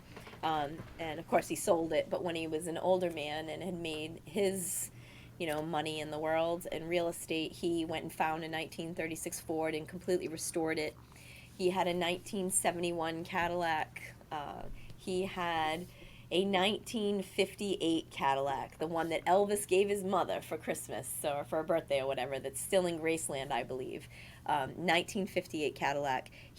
Pepe drove Curtis to our wedding in this car. It is so beautiful. It's like being in a spaceship. Like it's just this gigantic, long Cadillac with gigantic fins, and it's silver, and it's got red crushed velvet interior with a gigantic steering wheel. It's so beautiful. This car is so beautiful. And, you know, we were very close. We went to lunch on Fridays together at noon at the same restaurant, sat in the same booth, and like that was our thing. And we took a picture every Friday and posted it on Facebook, and we do Facebook Lives, and he would tell little stories. And um, right before, probably 2 years before he died, we were sitting at the Castle, our favorite little restaurant, and it was a couple weeks after my birthday, and he had an envelope that he pulled out of his pocket. He had always had a pocket, and he had this envelope folded in half, and he pulled it out of the pocket and he slid it across the table, and he said, "Jenny, open this." So I opened it, and it was a bill of sale that he had written out for this car to me, his 1958 Cadillac. And in the corner, he wrote my birthday, July 16th, 2018, and 2019, and he said, "I want the last drive that I have in my favorite car that I've ever owned to be to your driveway, and I'm going to leave it there. That's going to be the last time I ever drive it." And so he said, "I want you to have it now before I die because I want to see you enjoy it." So, that was the thing. He drove it to my house. It was the last time he ever drove it. And I had the pleasure of going to a couple of car shows with him where he parked his 1936 Ford and I drove in with the 58, and we would stand side by side, and people would come over and look at the cars and be like, "Oh, look at this beautiful car," and he would say, "This is her car. This is Jenny's car." He was just so sweet. He was so sweet. I miss him every day. It's so difficult. It's so weird, like, when you have somebody that you love so much and is such a huge part of your life, and the person that you call when you're sad, when you're happy, when you have news, when you need a pick-me-up, like that person, your person. I love my husband, I love my mom, I love my kids, but there was just something so special about our relationship. And when he died, it was weird. I felt lost, but I have a lot of things that he left me, besides that beautiful car. He left me, just this lifetime of memories, like this whole, from the time I was little till I was in my late 40s. So many memories, so many good things. He took me to wrestling. My dad thought wrestling was stupid, and he couldn't believe I liked it.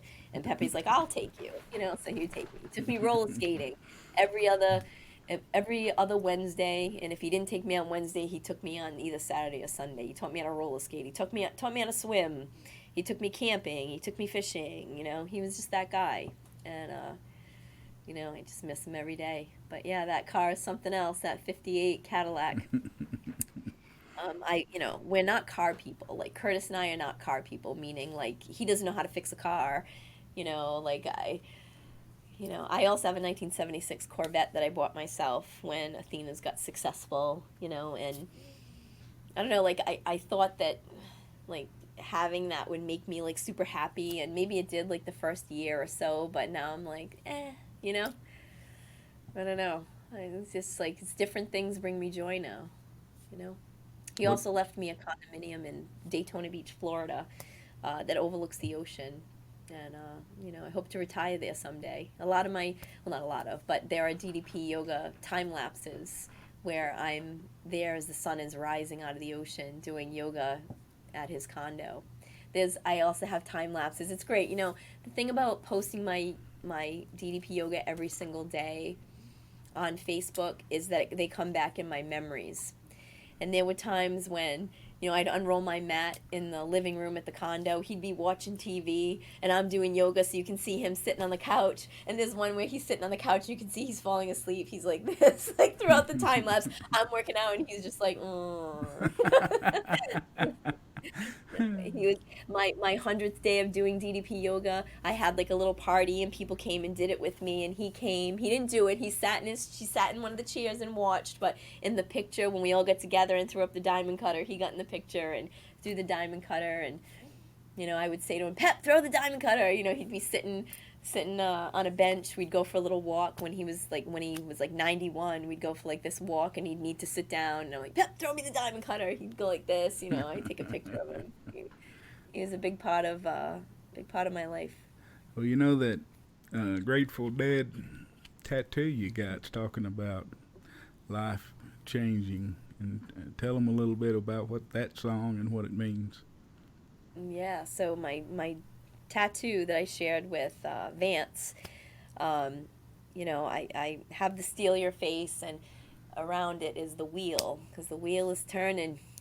The wheel turns, and you can't hold on, you can't let go. It's just Can't it's slow this down. can't slow down. The wheel's just turning. The wheel of life just turns, and you can't stop it. And the cool thing is the photo of the wheel is it's broken. Like it's got a broken spoke. Because every one of us is broken in some way.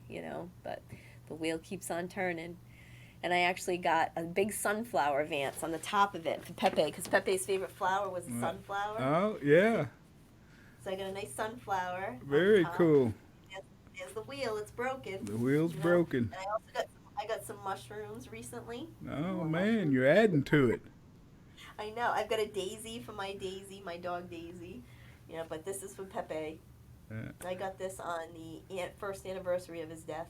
Oh, man. And the guy that did it for me, which was amazing, is his dad and my Pepe were best friends. Really? A So, tattoo artist? yeah. Yeah, Dave Villiard, his dad, John Villiard, was my grandfather's one of his best friends of all time, and he's still alive, Monsieur Villiard. And Dave is a tattoo artist, so I went and sat with him, and while he was tattooing me, he was like, your grandfather, when I was a little kid, we went to the campground, and I remember your grandfather's motorcycle, and oh man, he had such nice cars. So it was so cool to just like have someone tattooing me on that very sad day. I picked that day. I wanted to do a tribute to him on that day, and it was so great to be with Dave Villiard, who knew my Pepe since he was a little boy. So My wife got flowers for her mother tattooed on her forearm, inside of her forearm right here, after she passed Yeah. away. Yeah. But hey, do you remember that tattoo guy that did my diamond cutter out there in Atlanta? Two chains. Chains, Was yeah. his name? His name was Chains. Chains. That dude, Chains, yeah. that dude was a trip, man. He was. Yeah. Yeah, he was cool. Did you ever go back there, like when you went to Atlanta? No, but I told him I've stayed in contact with him through Instagram here and now that I'm going to go back. I want to get Bert Chrysler's face tattooed over here, the guy that started me on this journey. And I'm telling everybody that nobody touches this canvas but Chains. Oh, I love that. I love that. You go down on April 6th so we can work out with DDP and then we can go to Chain's place. Go get checked. Mary's wanting to get another tattoo, and I want to get the Burt deal, but I'm for it. I think he's still moving around, still trying to rap out there. Did you know when? Did you go back when he did? You went with us. We went over there when Larry got his name tattooed. Yeah. Yep. But then his wife and he went back the next day to get the hands. You didn't go back with us during the hands, did you? Yeah, I don't think I went back during the hands. I don't think so. But what I was going to tell you, but that dude is like, he's got the dreadlocks and tats and grill and piercings, and he's like a aspiring rap artist and all this stuff. But talking to him, he was like a super intelligent. He was from like his dad was a lawyer, and he's from like an upper class Atlanta family, and he could intelligently talk about any topic you wanted to talk about, and he was a really interesting cat, man. Yeah, definitely interesting. I remember when you were telling him, "Oh, I have, over 1 million views on YouTube," and he was like, "Oh, look at my raps. I've got this many views." I remember that. Like he was turning his computer around so you guys could compare views. That was pretty cool. Yeah, he Chains. was Chains. It's CHAINZ, Chains on Instagram. I think it's something Change or something on Instagram. I can't remember, but he's funny. But anyway, We have that memory. April 6th. Maybe I'll talk to Mary, see if we can go out there. I don't know. That'd be neat. And I wouldn't mind going to see Chains again either. Yeah. So did his tattoo place stay open through COVID? I don't know. I haven't kept like that contact. I was supposed to go to Atlanta at some point, and it canceled because of COVID. And I think it was during that next year the summit was supposed to be, and then they canceled it. Yeah. But I had contacted him, said, "I'm coming. I want you to," and I'd already told him what I wanted. He said he'd hook me up, and then so I don't know if he stayed open during COVID or not. Yeah. So. Yeah, that was so devastating. That was like the first COVID thing that I lost was that, because wasn't it the end of March? Yeah, somewhere right. Yeah. It was like the end of March, and it got canceled because of freaking COVID. And I had my flights, I had my hotel, everything, so I had to cancel it all. But it was great. Like the airlines didn't charge me, the hotel didn't charge me for canceling, because it was COVID. Yeah. I'm really excited to go back. I mean, and I'm in and out too. Like I land at like 5 o'clock on Tuesday. I'm there all day Wednesday, and I leave at like 10 in the morning on Thursday. Just in and out, And I'm going alone. Kurt is gonna stay home with the dogs. We have 2 senior dogs now, and they need like a lot of attention. Daisy. It's bad enough we're going. Yeah, Daisy. She's an old lady now. My baby girl. The wheel. But she Yeah, I know. Hey, but it's tough. We haven't talked Grateful Dead. I know I'll let you go here in a second, but I want to know what you think about Mayor stepping in for Jerry. Yeah, I want to know your thoughts on that. So at first, I was totally against it. I'm like, what? This guy doesn't have the chops. Your body is a wonderland to be stepping in for Jerry Garcia. Yeah. No. I'm such a purist, right? I love the Grateful Dead since I was a kid. Like, no way. And then I went to see them, and I was blown away. And I felt like this energy that he brought to the band, like this youthful energy, and he was tearing it up. Playing Jerry's bits and singing Jerry's parts, and I was sold. One song in. I was like, this is fantastic. Yeah. And I've been to see Dead and Company many times. Anytime they come here, in August we did 3 shows in a row. We did 2 in Mansfield and 1 in Connecticut, and man, did that feel good to just be out singing Grateful Dead songs under the stars. Yeah.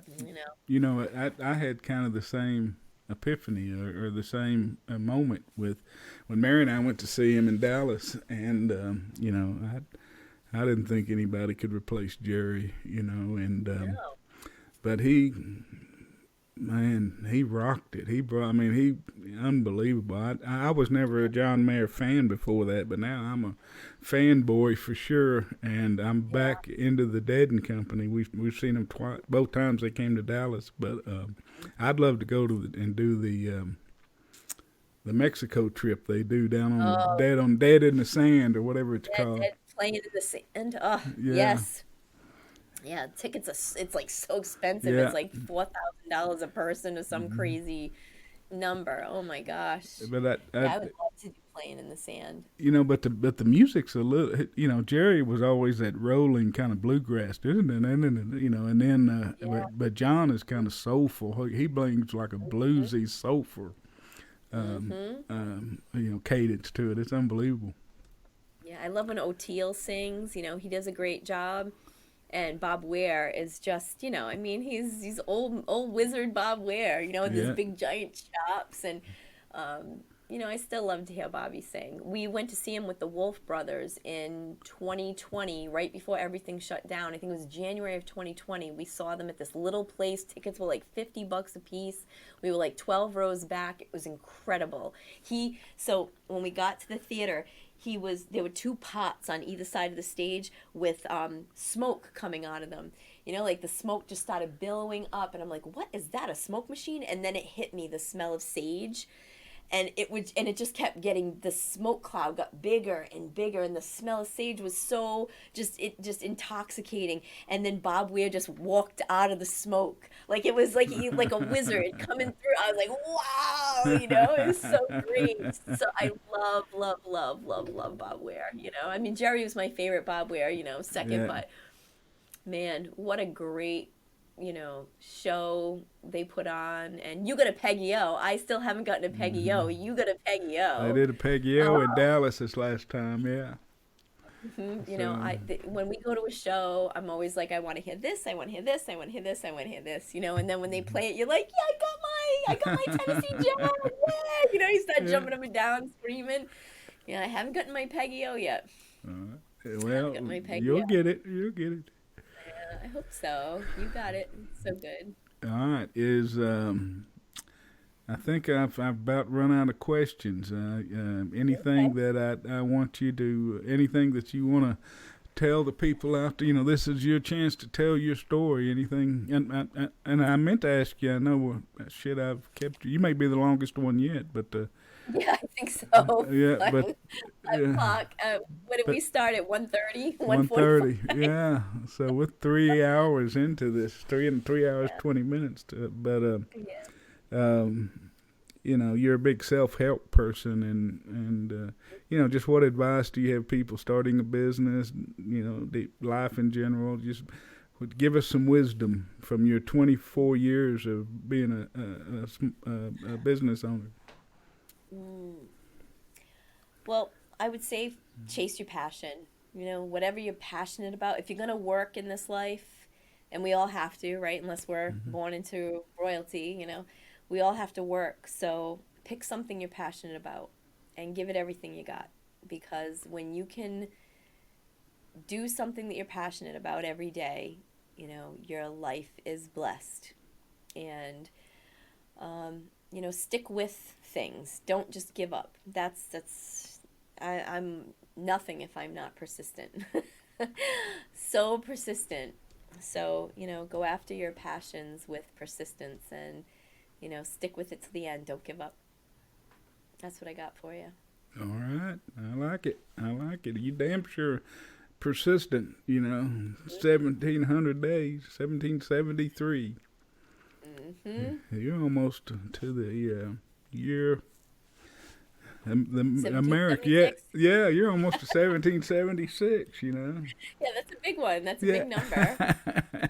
3 days. Give away on my every time I hit a 69, right? Because 69 is my favorite number. Mhm. At How could it not be? Yeah, Whenever I hit 69, like so when I hit like 1569, 1669, 1769, whenever I hit that number, I give away a prize. Like I'll just uh, say, whoever leaves me a comment in my, underneath this workout, I'll give you a prize.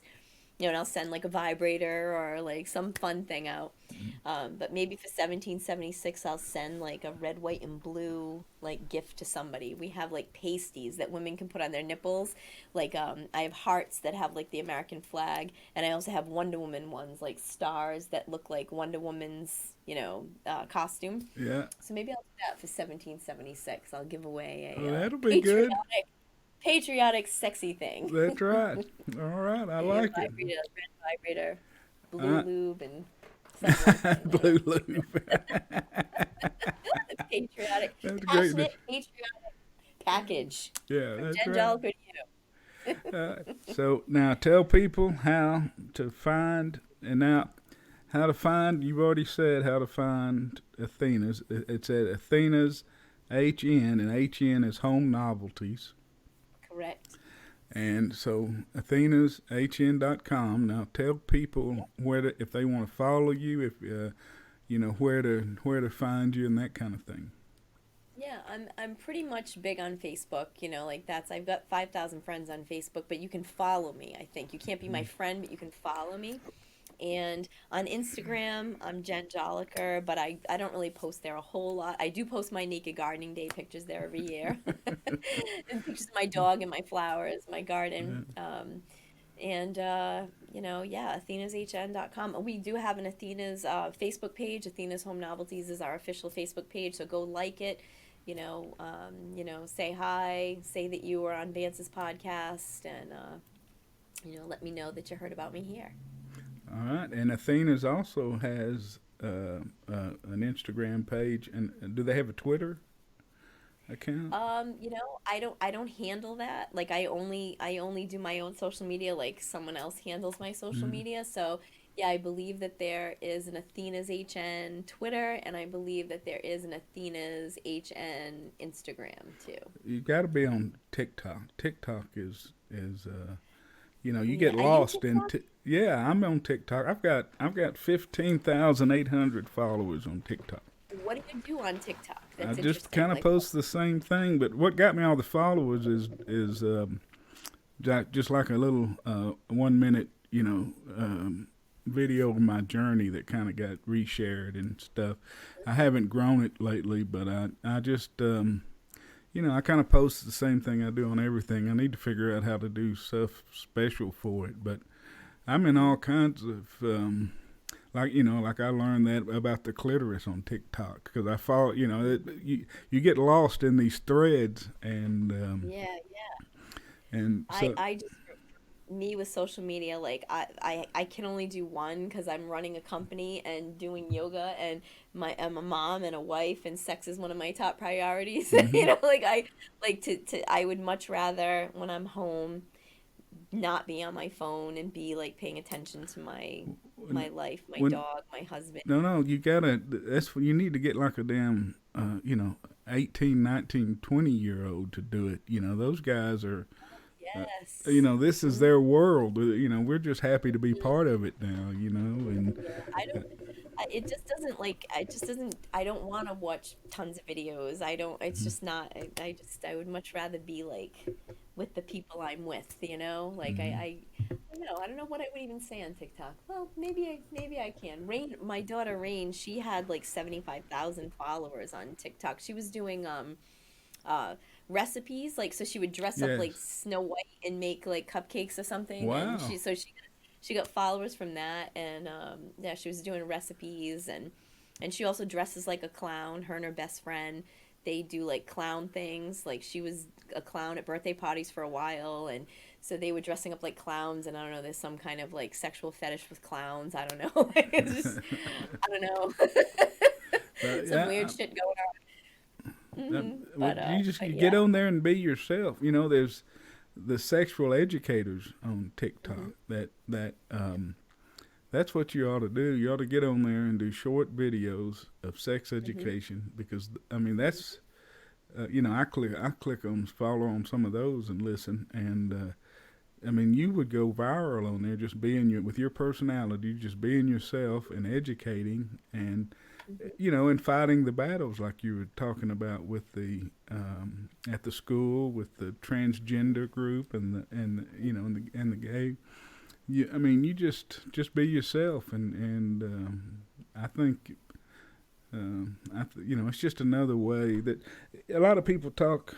I mean, there's a whole lot of bad, horrible stuff in social media, but there's a whole lot of good that comes from it too. And most of what I see is good. And I really like the social media stuff. I mean, that's how I got to meet you. That's how I got to do this. That's how I met Dallas, and I wouldn't know any of these people if it wasn't for social media. The social media, good point. And good so point.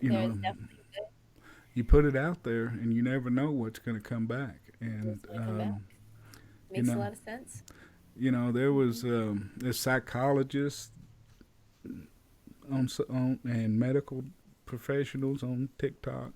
And you could be the sex expert. I mean, there's a lot of them on TikTok, and you could be the TikTok sex expert. How do you stand out? You just be yourself. You're going to stand out. Yeah. All right. You always do. Oh, thanks. It's so sweet. All right. Well, I think I've used up enough of your time. Thank you for being so patient with me.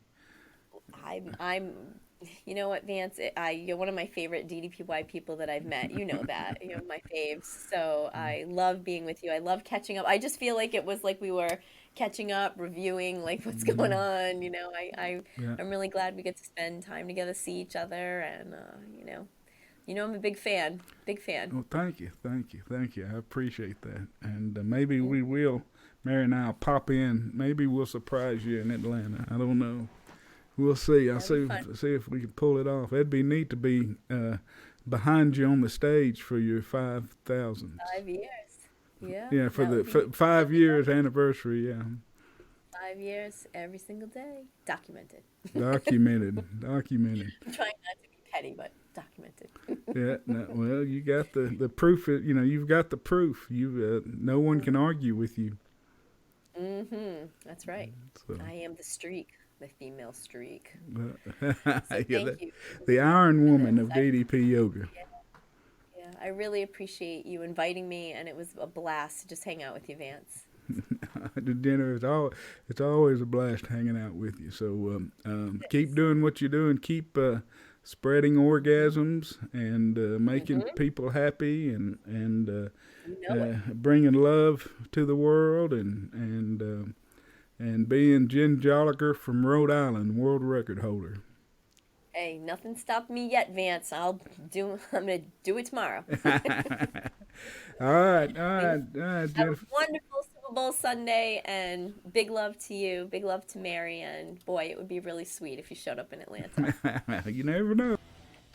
Thank you for listening to the podcast today. I'm your host, Vance Hines of Transform with Vance, where transformations begin every day. Please take a moment, if you will, if you like the podcast, to subscribe and follow, and you can find us on social media as well, either under Vance Hines or Transform with Vance. Please tune in and subscribe to our feed. You'll be able to hear lots of transformation stories. I'm in search of interviewing as many transformation as I can find. So if you have a transformation that you would like to have someone interview and have their and appear on the podcast, just send me the name and number, message me, and I'll reach out to them and try to get them here. But no matter what, a better life begins on the mat. Get on the mat and start your transformation today. Thank you.